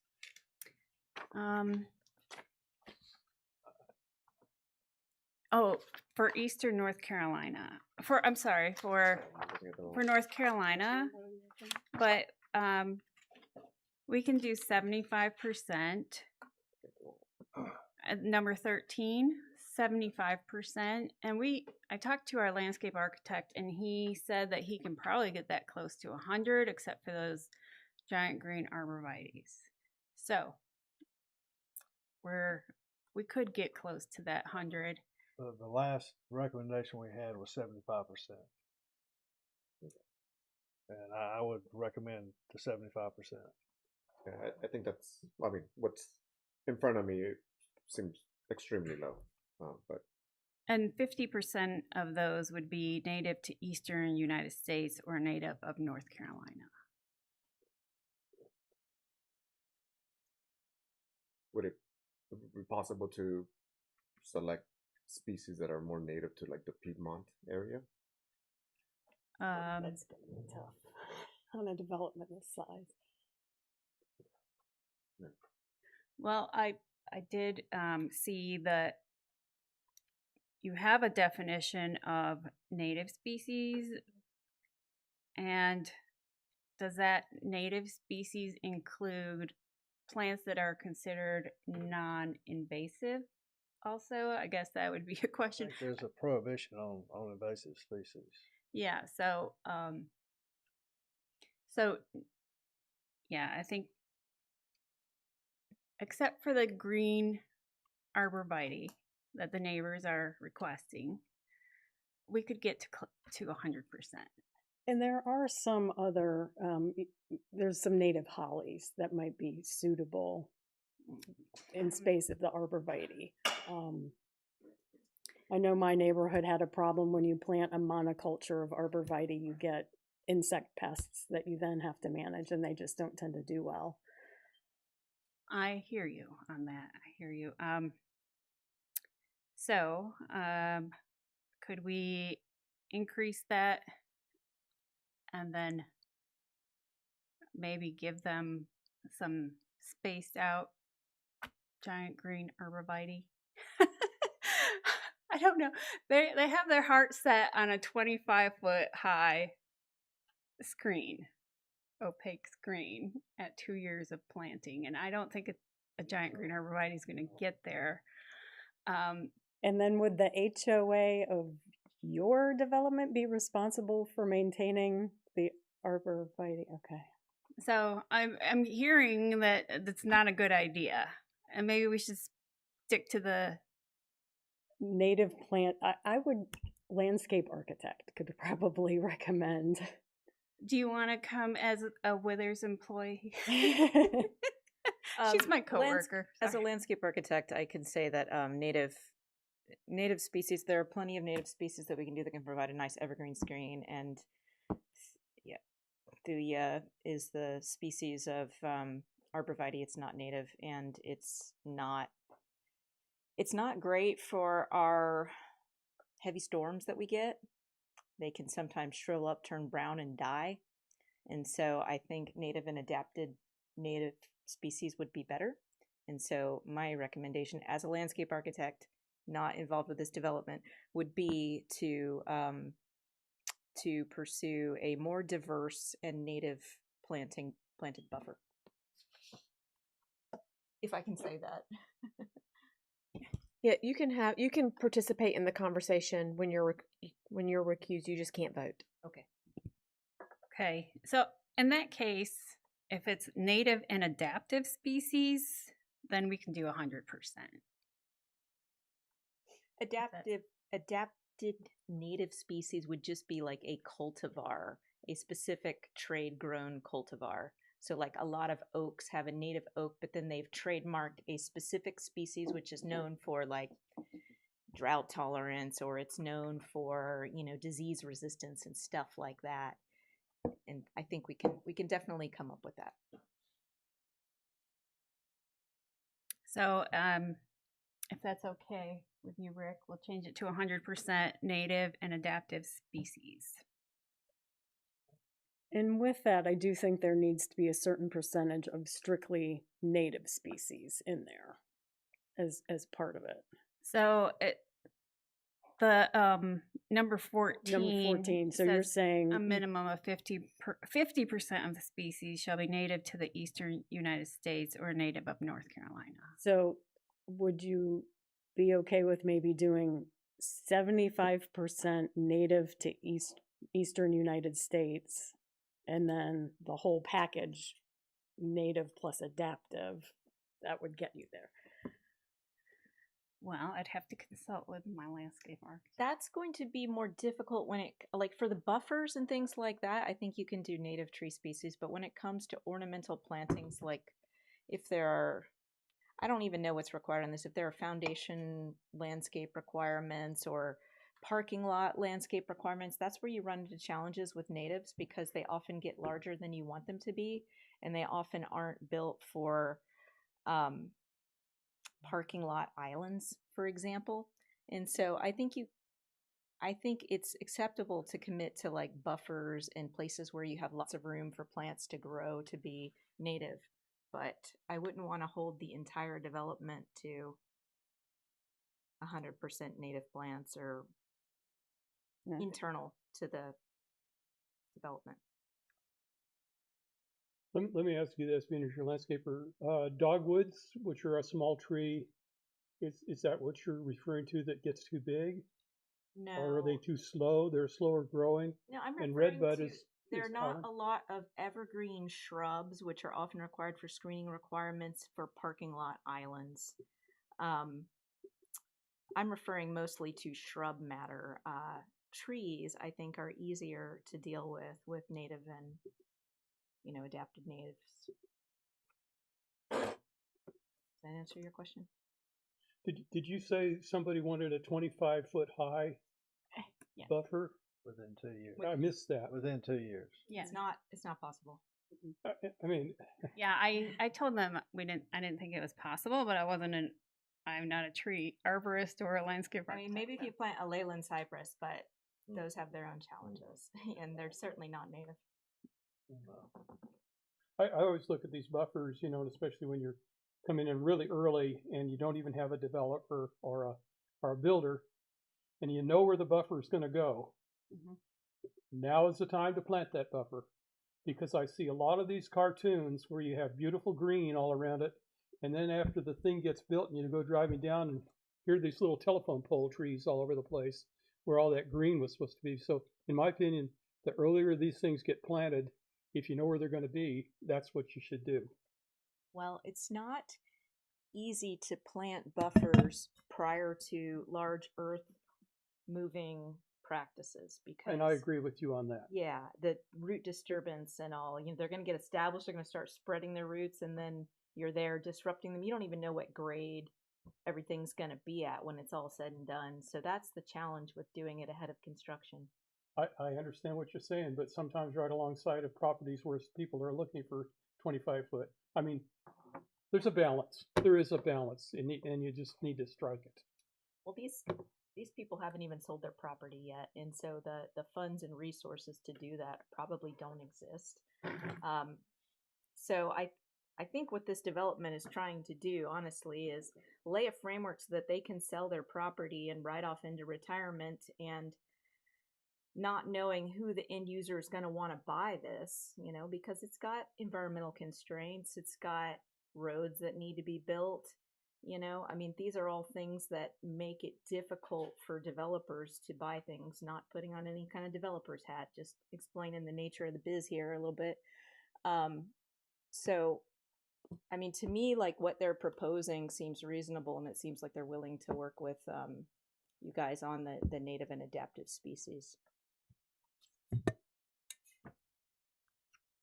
So the proposal then is for condition 13 to be 75% of the native lands. I think I must have moved something around here. I think we can do 100% Okay. native and adaptive. Okay, but condition 13 reads a percentage that shall be native. Right. So we would change that to native and adaptive. I would just grab. Let's just leave it at I think 75 she wants a and native. breakdown. Oh, okay. 75% will be purely native. Okay.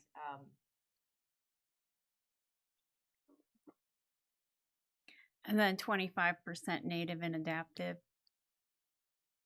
Okay. Well, I guess just adaptive or native or yeah. So that And yes, or. and or adaptive. Yeah, exactly. Just for some clarification too, the town only allows native or adaptive species to be planted. So, So if you do 75%, you're only going to be able to do adaptive elsewhere. Oh, okay. Yeah. So you're really just writing down the percentage of native you're willing to commit to. okay. Well, that makes sense then. Yeah, and then 14 reads a minimum of 50% that are native to Eastern United States or North Carolina. Okay.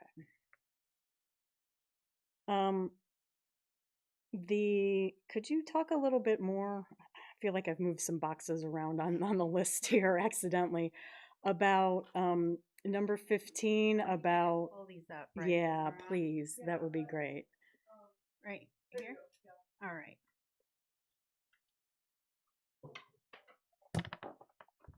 Yeah. So I think it's number, I'm not sure where it went. 16 and 17, that's where it went from. Okay. Talking about after issuance of the final CO, will you not have a set of covenants already in place? Yeah.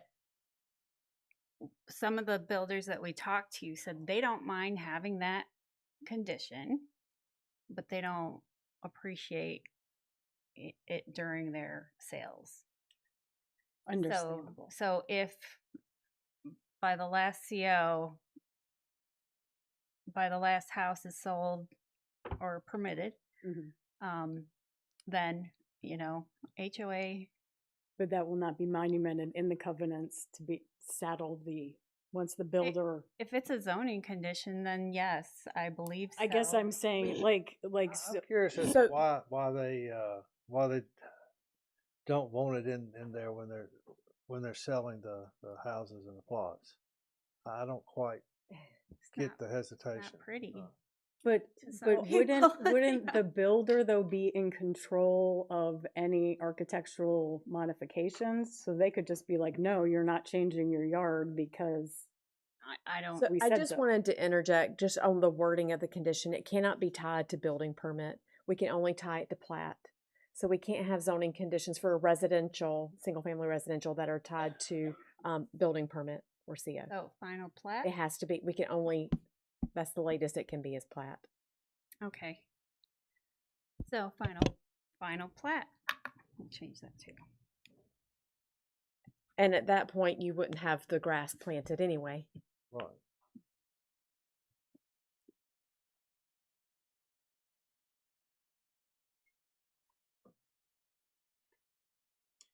So I guess the point of those, I guess, from the board's perspective is, once the builder leaves, the homeowners, if they would like to change their grass to be more environmentally friendly, would like the option to do so. Yes. Because we often, or at least in my neighborhood, you cannot change your grass, and that is enforced. I understand. I've been ticketed for stuff growing in my yard.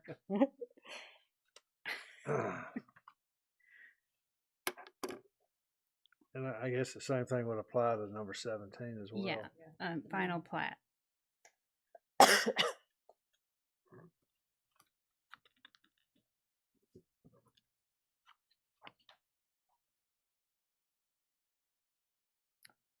And we are committing to warm season grasses, so, it'll be a while before those new warm season grasses start getting other things mixed in with them.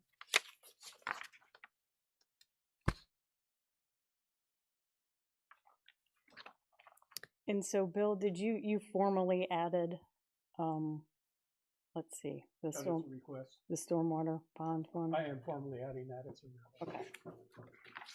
What's your storm? So that's number 8. 8B. 8B is the 25-year storm.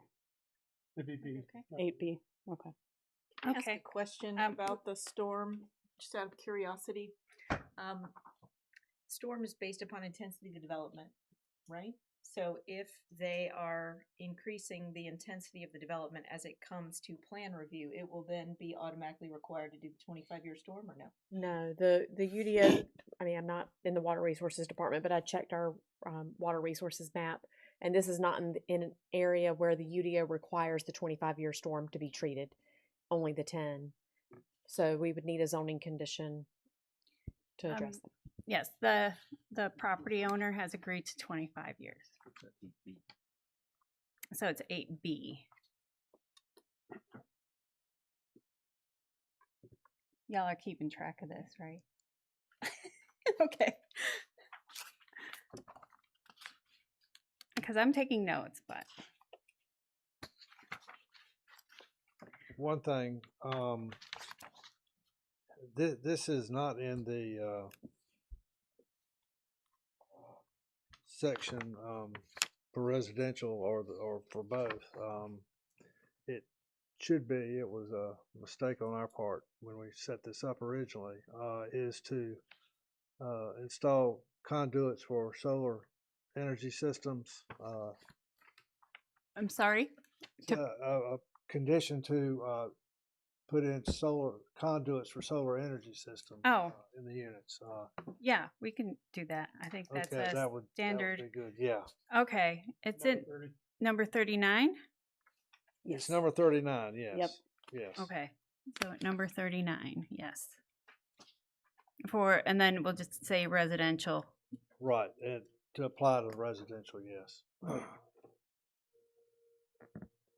I had a question. Number 22 is checked, but there's no actual numerical value in the line. Yeah, it's 5. I'm 5 feet. sorry. Oh, okay. Can we get that added? Yeah, 5.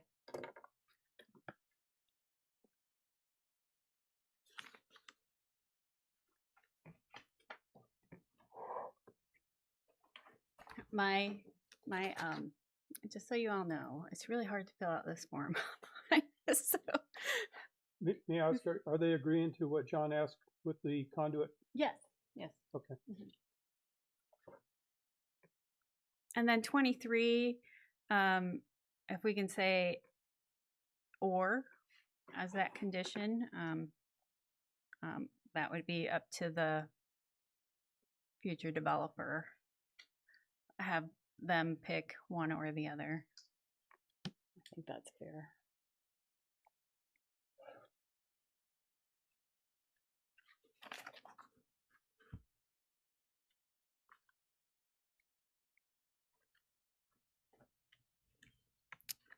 And 30, I guess we didn't really understand to wire the garages at the exterior. So we wrote in the garage or at the exterior. Sorry, did you jump down to number 30? Is that what? Yeah. I'm sorry. Yes. Okay.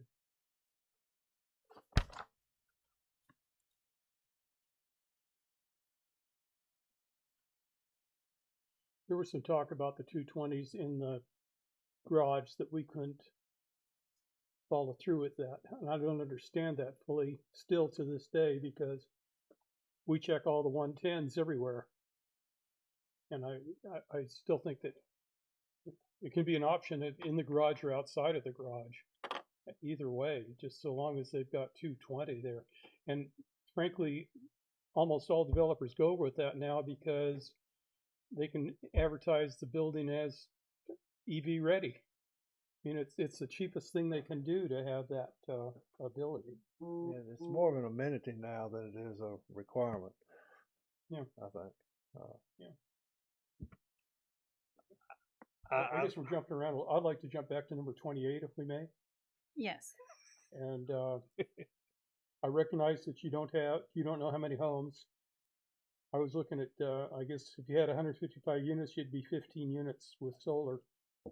3.5 kilowatts is a very small solar PV system. And to make it easy, and frankly, Lennar has committed to this, and I believe the last two developments, that 3.5 kilowatts of solar shall be installed on at least 10% of the buildings. You can pick which buildings you want and everything else, but 10% of the buildings is what Lennar agreed to, and I think that's the right thing to do.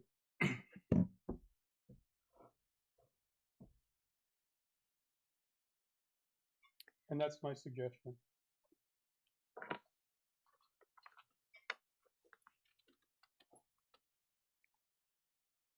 What is the density of the Lennar development? I'm sorry? Like what's the density of the Lennar development that they committed to that? I think they were medium density. Are you aware of that? Which one? Lennar, where they committed to the 10%? I don't remember the name of it. I'm quite certain it was a medium density. A lot of this is medium density and semi-high density, and certainly it's more difficult sometimes to get the developers to go on the higher density because the roof might be owned with the whole group. But with this development where they're showing a number of townhomes or regular homes, it should be quite easy for them to meet that requirement. I think it ought to be limited to the single-family homes, not the townhomes. Pardon me? I think it should be limited to just the single-family homes. Okay, I will as say opposed 10% to- of the single family homes if that is satisfactory. We had not discussed that, so I'll have to discuss it with our client or the property owner. Okay. Okay, so it's 10% to single family homes.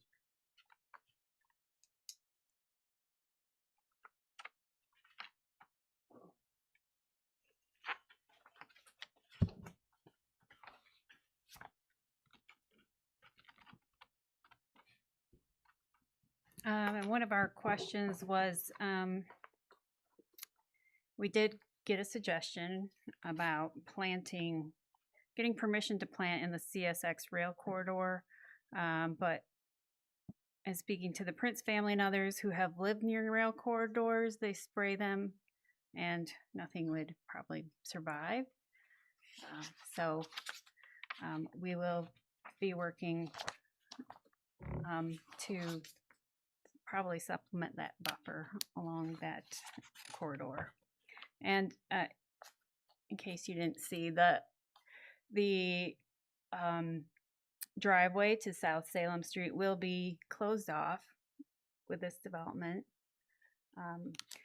They did have, this family farm had a farm stand, and CSX told them they could no longer have that farm stand because it was dangerous to drive over the railroad tracks.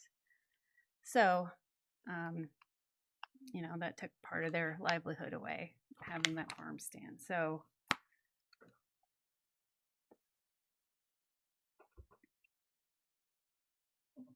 that will be closed off.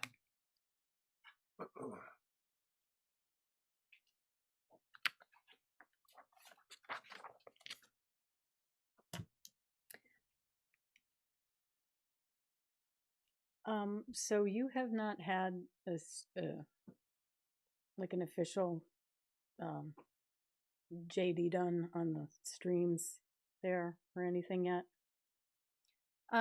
Not an official, no. Okay. We And have you have gone out and done a delineation, and that's what you see on there. Okay, so I'm seeing a lot of wetlands on Mhm. there. Yes.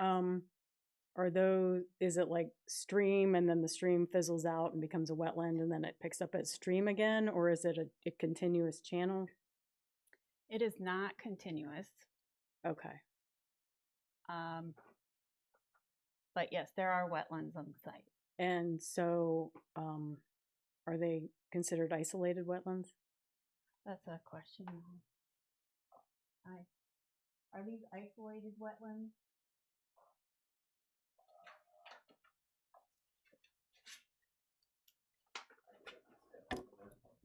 They are isolated wetlands. Okay. Okay, so then I would like to propose a 30-foot buffer shall be provided along existing delineated wetlands. That's number 7. I think that's fine. We talked about that. Okay. So 30-foot buffer along the delineated wetlands. Yeah, I mean, obviously, if they end up falling into a larger stream buffer, that sort of like kind of supersedes it. But if in fact the wetlands get thrown out, they're not jurisdictional then. Yeah, and again, unless a road needs to impact one of those. Which we have no control over that. Amanda's going to make us connect to that Yateley Lane if we can't connect to James Street.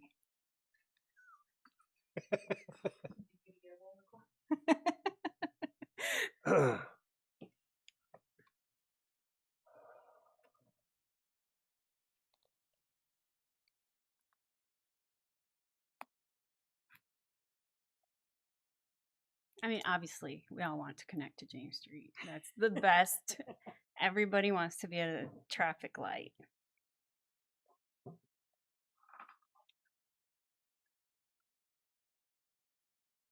Okay, at this time, we can't commit to the 10% solar.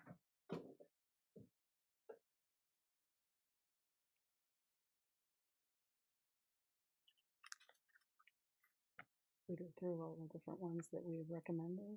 Take a vote.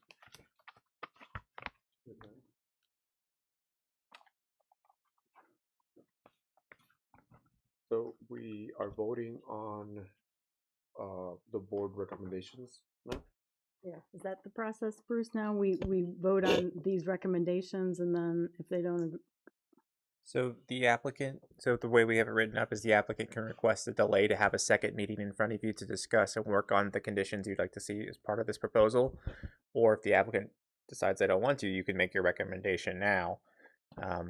But if there sounds like there's things that they need to discuss, I would be in their best interest to request a delay, come see you again in the future. Is that what you would like? Do you recommend that we discuss the solar? Sort of depends on what your time frame is for moving along, I guess. We're in our first review cycle. We should be getting comments back next week. I mean, y'all are very nice. We don't really want to come back and see you, but we will if we need to. I think the decision before the board is, would that one condition make a difference in your recommendation on whether you think the project, the zoning conditions offered mitigate the environmental impact, which is the wording of that legislative condition. So, I mean, you could say we would like a vote today, or you could say we want to wait and talk about it more, but, you know. I think, as I understand it, the only thing that you're not able to commit to is the 10% solar on the single-family homes. Correct. And you can commit to every other recommendation we've made so far. Yes, with the wording that we've agreed upon, yes. Right. Mm-hmm.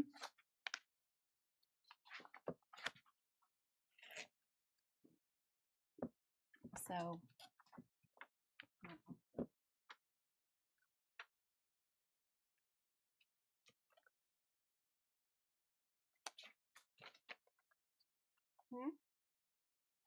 okay, we're going to request a vote at this time. Thank you. Sorry, what did you say? We're going to request a vote at this time.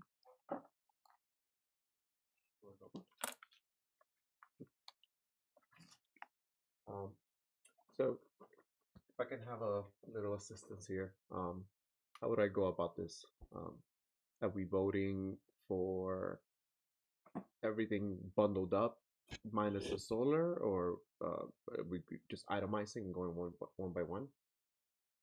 So I hate to be in the position of putting words in the board's mouth. There, yeah, I think you have a couple of you have 3 options, and if you'll look at well, you don't have it in front of you. The report that will be sent to the town council and the planning board gives these 3 options. You can recommend approval based on the conditions that the applicant has agreed to, which is basically everything you've discussed minus the solar, and that would be saying that the recommendation is that the rezoning. Recommending approval of the rezoning based on the project's ability to comply with that the environmental impact legislative consideration. Your second option is to approve with conditions, that you recommend approval, but only if the applicant agrees to the additional condition not yet offered, which is the solar. Or you could recommend denial, saying that it's not consistent with the legislative consideration. Does that make sense? To me, I think number 2 is the right way to go, probably. And council can take a look at it. They've done that before, and when these things come up, they have held strong for what we did. So I could live with number 2. Any other comments about this before we vote? I would like the minutes to reflect that I feel like we're being asked to vote upon a hypothetical plan. Given our options, I'm fine to make a vote, but I don't feel like I have the full picture of I'm going to second that. what the impact is here. Yeah. Yeah, I think without a plan, I think I can echo the statement from. Mr. Chair, if I may. Yes. To some degree, all rezonings are hypothetical. We do not get to see the final plan, the subdivision plan, the site plan at the time of rezoning. So we don't know, other than the map that's being shown now with the points of access, where the different types of uses would be. There's a commitment for an open space in the middle. I can see in a bright green color, buffers, generally where RCA is going to be. This is the level of review that we would get for a rezoning, even if we knew who the builder was. So I just wanted to offer that little bit of clarification. I think historically we've seen a little more detail. Maybe it's been at a different point in the process, but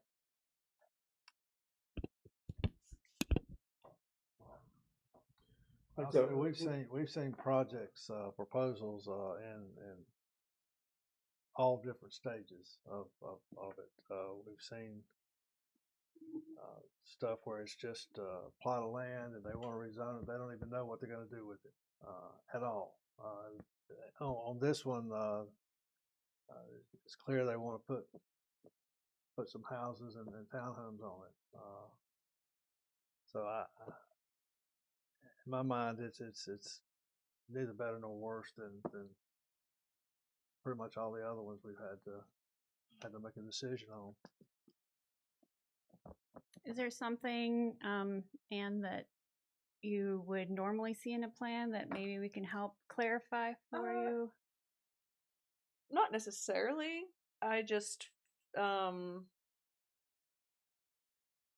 feel overall that the development of residences, especially things like townhomes, that we're just to a point where there are almost no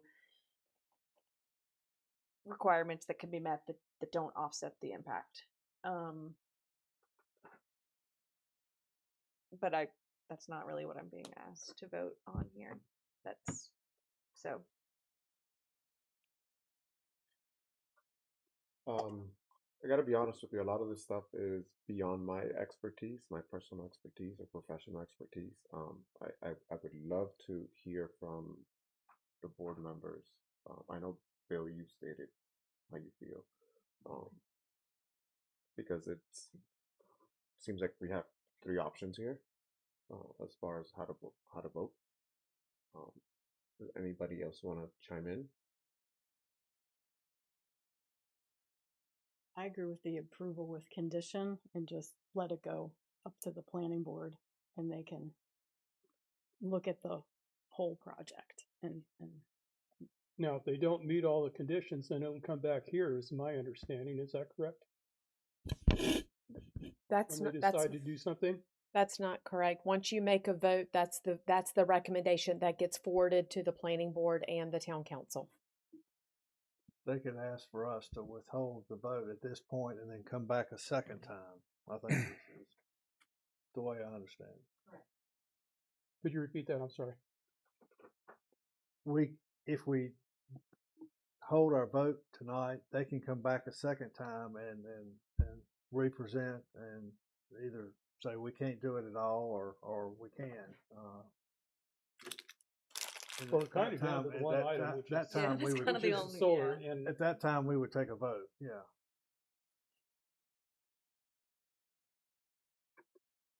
well, if it isn't going to come back, if they don't agree, then I kind of have trouble agreeing to let it go.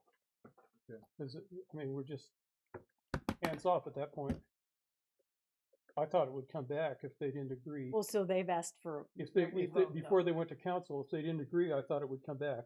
And maybe I misunderstood what you said. So if they don't agree tonight, we can just say, come back another night. Is that our option? The day after. Could I ask a question regarding the solar?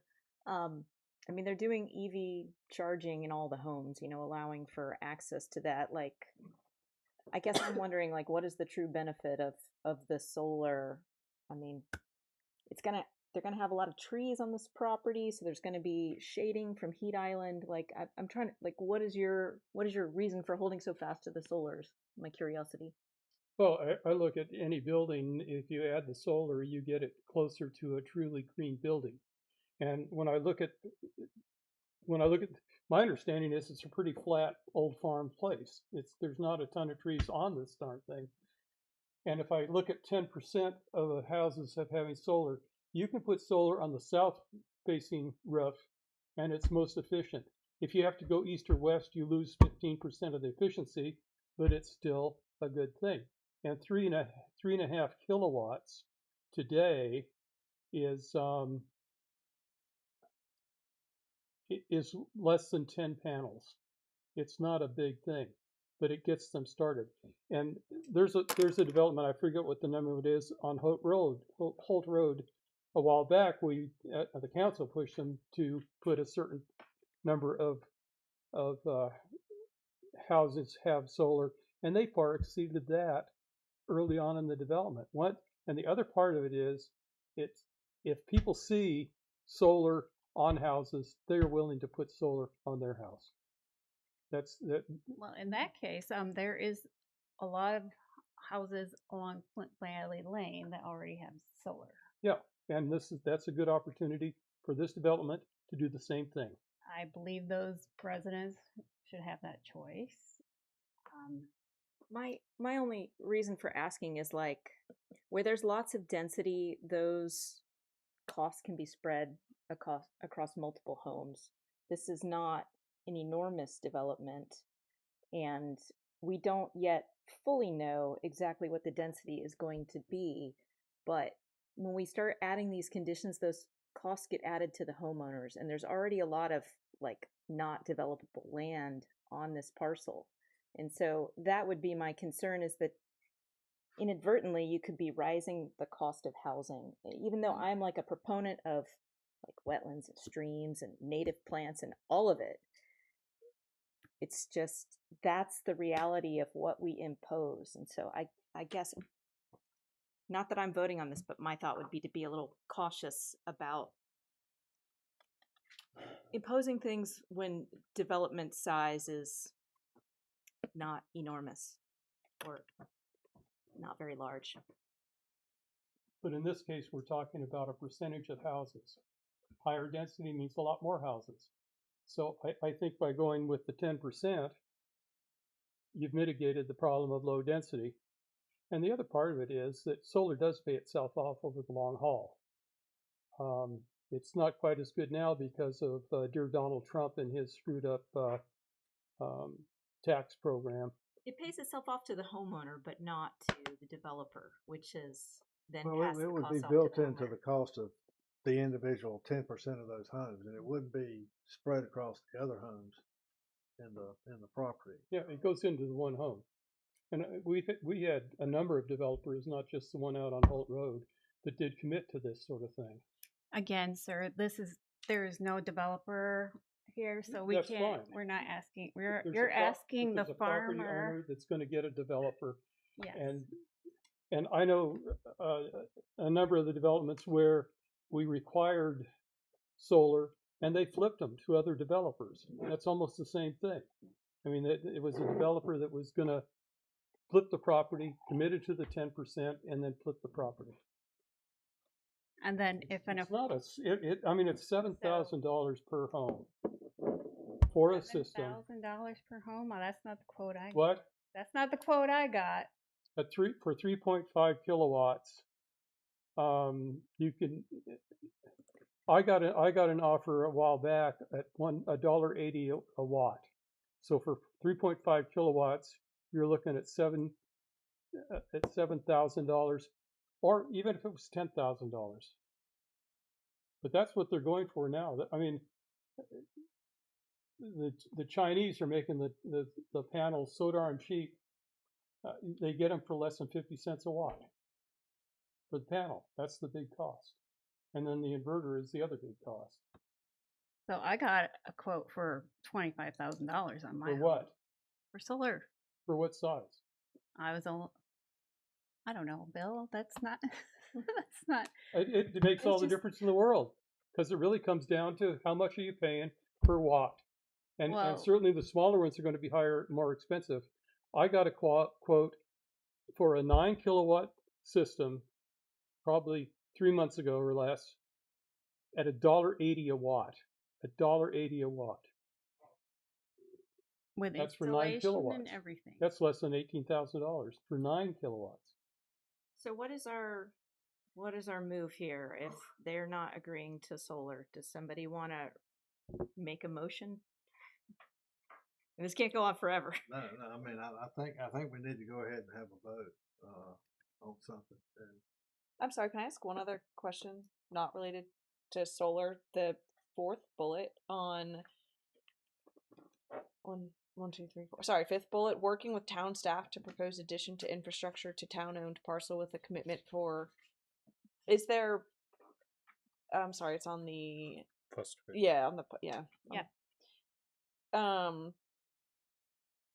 Is that implying some percentage of the proposed development as shown here will be deemed affordable, or? So right now, what we put in our first submittal was that 5% of the homes would be affordable. Either 80% AMI for rent or 120% AMI for sale, and that the future developer would extend infrastructure, roads, and utilities, so through the town-owned parcel, so they could do additional affordable, and that helps the town not having to put that out to bid. We're working through those that we just submitted, and we've had one meeting on it, so it's still a work in progress. But yes. So then I guess my question related to that is then, does that potentially impact the affordability if we are going to require solar, that we are furthering distancing someone from being able to live here because we've now made them less affordable? in that particular home, yes. Yeah. Okay.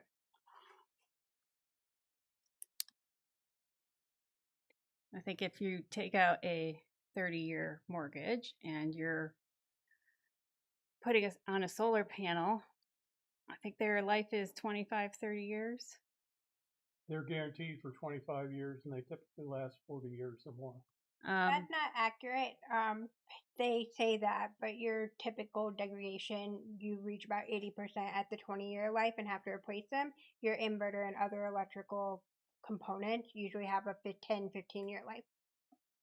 So when you You're take right. it, The inverter has a 15-year life, but the panels, they guarantee them for 25 years with, I think, like a 10% degradation. so at if this somebody's going to stay in their home through retirement, you're asking a retiree to make that investment of replacing the roof and What are you saying? I'm sorry. so at the end of their retirement, they're going to be putting in a new roof and new solar. If it's a 30-year mortgage. Yeah. No, that After helped. That helped 25 my years? question. I don't think we need to.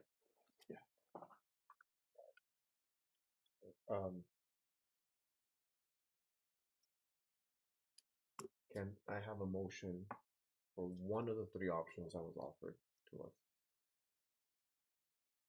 I move to approve with conditions, the solar condition. Sec- All in favor? Opposed? Was that unanimous? Oh, all in favor?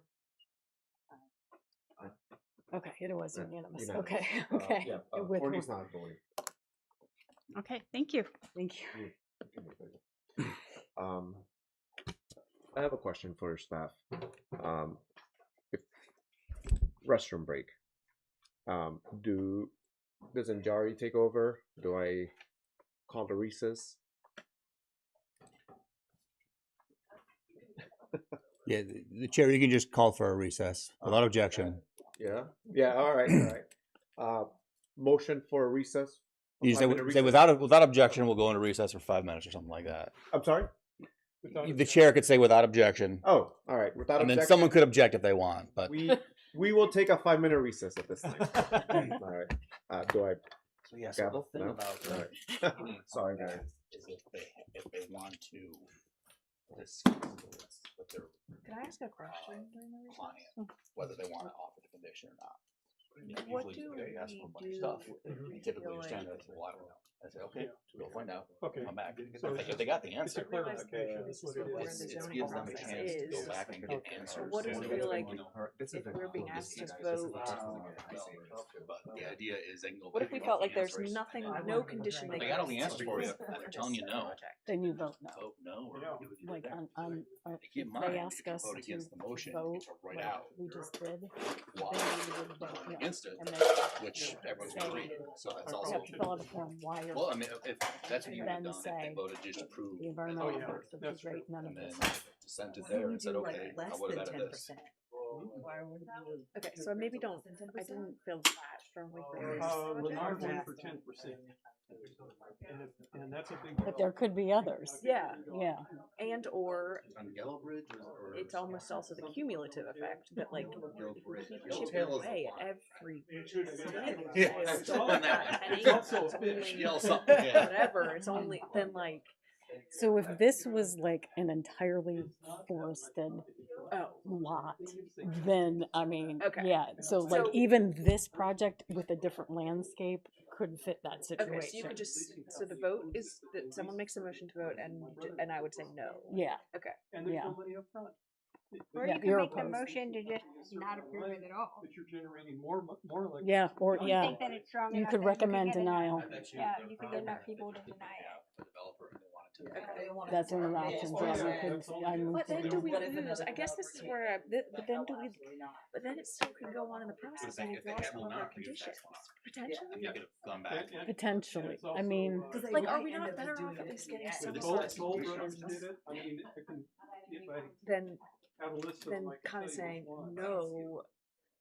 Now, town council, now planning board, go ahead and do what you want to do. yeah. See, I'm not sure what the mechanism is Because it costs money. for the planning board and onward to see like, oh, we wanted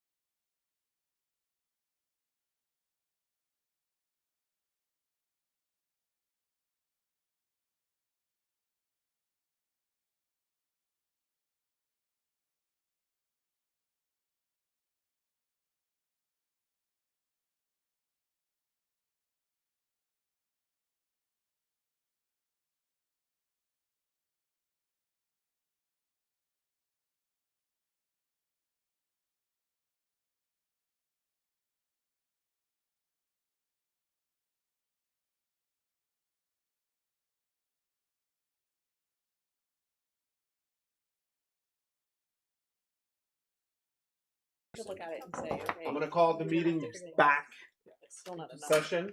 Just vote no, 8:07 because of p.m. files like recommended. We will continue with the rezoning case. We're moving on to rezoning case number 26Z.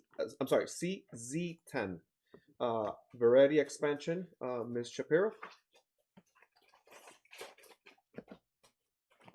Let's see if I can find my PowerPoint real quick.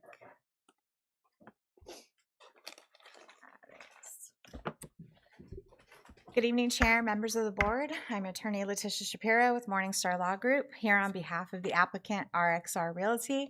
I'm going to preface this as this is something unique that usually doesn't come before you, and I see some familiar faces and then I see some wonderful new faces. So I hope that I do a great job of explaining and I'm able to answer any of your questions. So this case, let me start the PowerPoint, that would be helpful. This case involves the parcels that are highlighted in yellow that are located in between US 1, 55, and just north of 540. The purpose of the rezoning is to rezone these properties to the Sustainable Development Conditional Use District in order to bring them into the Viridia SD plan. So here you can see that the properties are surrounded by the parcels in dark purple, which have been rezoned SDCZ and are currently part of the Viridia SD plan. So as you may be aware, the Sustainable Development Conditional Use District is distinguished from other zoning districts because it has a unique purpose and intent. So on your screen is an excerpt of the UDO that provides the SD standards, one of which expressly states at subsection B that this zoning district is expected to preserve and enhance critical environmental and natural resources, including water resources and ecosystem services in the stream network flowing through the district, and also states in subsection D that innovative techniques and practices are aimed at maximizing efficiency and use of energy and materials. The Viridia SD plan has guiding principles that includes a specific aim at eliminating the concept of waste, insist on renewable future, integrate nature throughout the community, and provide a district where humanity and nature coexist in a healthy, supportive, diverse, and sustainable condition. The SD plan defines sustainable and sustainability as you see here on your screen. But the major distinction between the Viridia SD plan and the requirements of other zoning districts is what's called the Environmental Enhancement Plan, or the EEP. The SD plan requires a separate set of sustainability standards addressing natural resources and the secondary and cumulative impacts associated with developing Viridia as a whole. The EEP expressly says the project is intended to use best practices involving land use diversity, building design, waste avoidance, energy optimization, water conservation and protection, transportation, and open space over the lifespan of this multi-phase development. So taken together, that SD plan and the EEP are intended to provide environmental protection that equals or exceeds the traditional metrics of the Apex UDO, state law, and federal law. So while I recognize that we do not have specific commitments to present to the board this evening, the purpose of the Viridia SD plan and the EEP is what guides development, calling for the integration of environmental stewardship with economic and social needs, recognizing that in order to get there, these objectives will evolve as development continues. As Viridia expands and develops, it extends the same sustainability framework, standards, and guiding principles to additional land. The EEP makes it clear that environmental protection is a project-wide obligation. It commits to measurable energy and building performance standards, parks and recreation commitments, open space that is designed as an interconnected community system, multimodal transportation, and stormwater infrastructure that is expected to provide environmental and community benefits, such as creating wildlife habitat and educational opportunities. Viridia is expected to provide a high quality of life through the creation of healthy living landscape within a mixed-use community. It goes above and beyond by regulating the development as an integrated community rather than a collection of individual parcels. It imposes project-wide obligations for, among other things, environmental performance, energy efficiency, interconnected open space and greenways, and transit infrastructure. So with that, I'm happy to do my best to answer any questions, but I will tell you that the developer and staff have worked extremely hard on this EEP plan, on the SD plan, to make sure that it either meets or exceeds the UDO, and it continues to evolve as projects come in for development plan. I can give you just kind of and I'm happy to share this with you however I can get it to you, but this was the recent, in December, I believe, 2025, where we amended both the SD plan and the EEP as it related to the hospital. But this is collectively that SD plan, the EEP, and then what Viridia calls a pattern book, where you can really kind of see how this is coming together. So again, I'm happy to share that, but as you can see, it is a robust set of documents that include and carefully is designed to be sustainable. So again, I can try to answer any specific questions that you might have, but it's a lot of information, and I'm happy to share that with you. So for your own edification of when we come back before you, so you have this information and you can understand what Viridia is and what those programs are as it relates to the environment. I have questions. Sure.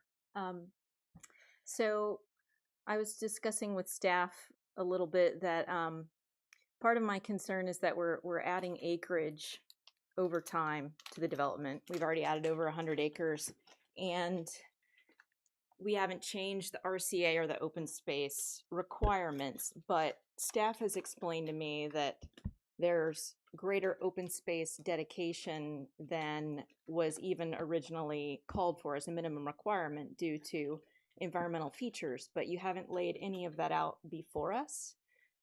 And so do you have any information? I think what she might need to see is the heat map.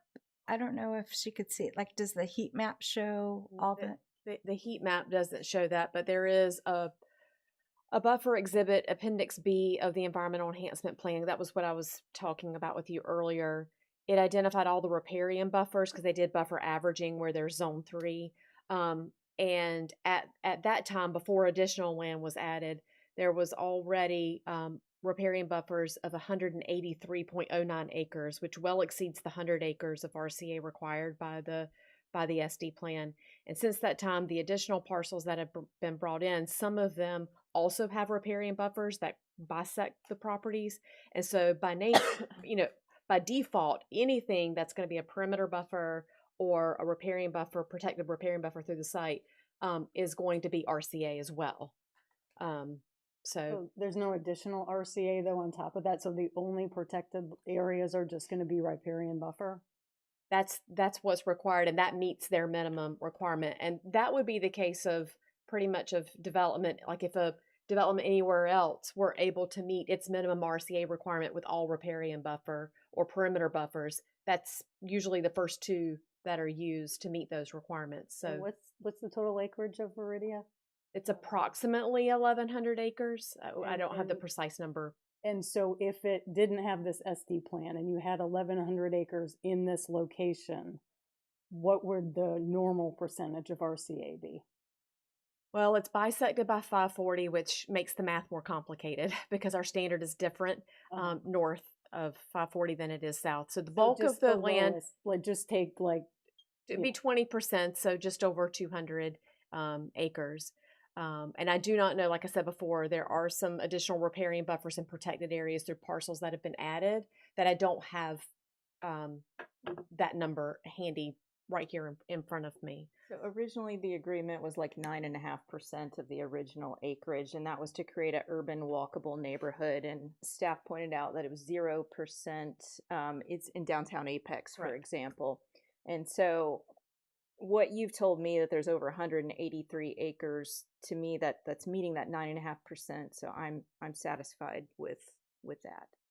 Thank you.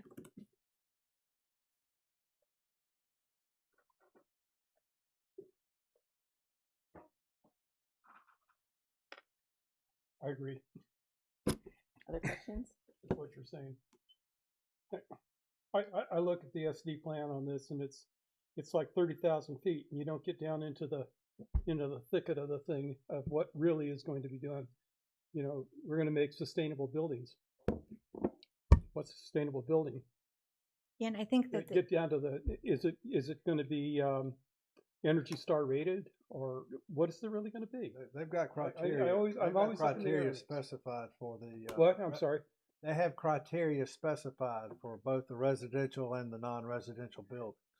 Yeah, and they have waste diversion. I mean, it's actually fairly spelled out in terms of their EEP and what they're doing to meet it. I mean, but it is an SD zoning, so I mean, like there's not a whole lot that we can really do except for these particular parcels. If we want to put conditions on these parcels, as I understand it, according to staff.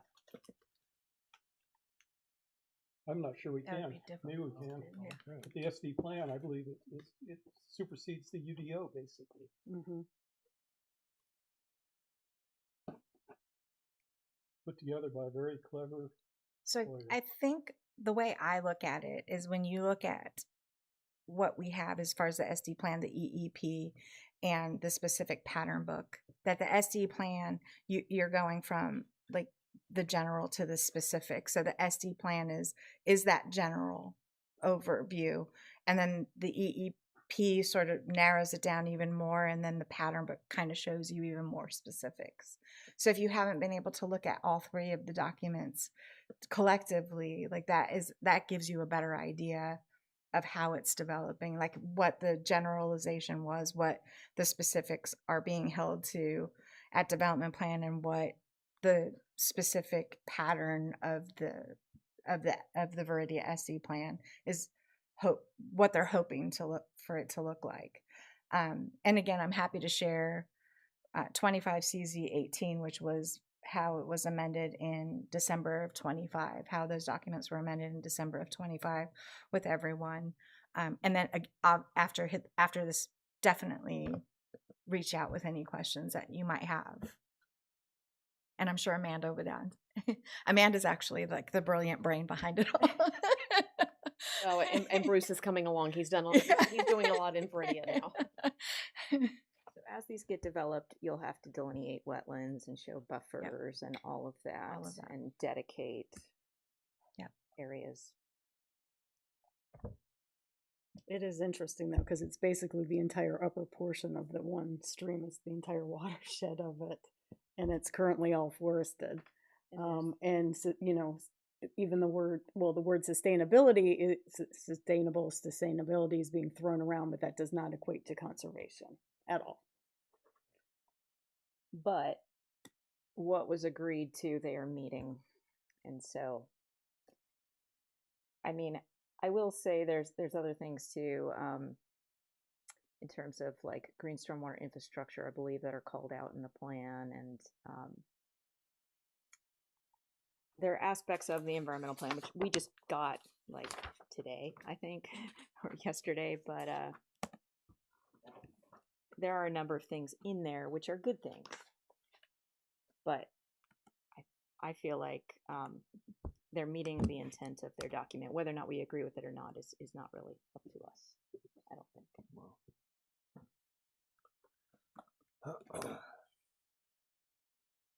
I mean, there's nothing really that we can do. in this No, situation. it's unfortunate. I just always look at sustainable though. Put a big glass thing over the whole thing and let it function within itself. And that certainly isn't what this is by any means. And if you were looking at an 1,100 acre project, just sort of as it appears now on the ground, I mean, we probably wouldn't recommend or even accept some of the things that are in place. but you're right, there's nothing we can do.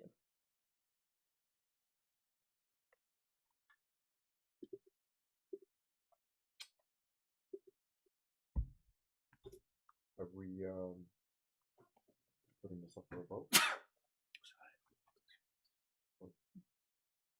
Like, are we making a motion here? I'll make a motion to approve the rezoning as provided by the applicant. Do I have a second? Second. All in favor? Aye. It is what it is. Are you gonna ask for opposed? I'm sorry? Aye. Any opposed? Oh, any opposed? How many times are we Yeah. gonna say it is what it is?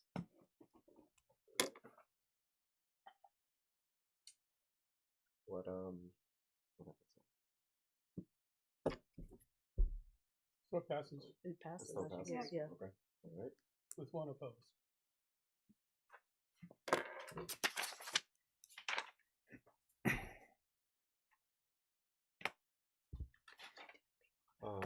Does that complete the rezoning cases? Thank you. All right. Thank you. Thank you, Ms. Shapiro. All right, moving on to, it's been a long day, announcements and petitions by board members. All right. Do I have a motion to adjourn this So moved. meeting? I'm sorry? You asking for adjourn? Motion to Right. adjourn? Can we Yeah, make a can- plan wait, about? Yeah, should we can, make- can I have a motion to move Oh, I'm sorry. the old business to next month's meeting on September 17th. What's the old business? It's, suggested zoning conditions discussion. I'll make a motion to move it to next month's meeting. Second? All right, all in favor? Aye. Aye. All right, vote passes. All right, at this time, Wait, we got Oh. to adjourn. oh, I'm sorry. I'm sorry about that. All right, do I have a motion to adjourn tonight's meeting? Moved. All right, second? Second. All in favor? Aye. Aye, all right. Meeting adjourned. Do we just leave? I assume we just leave here. I guess.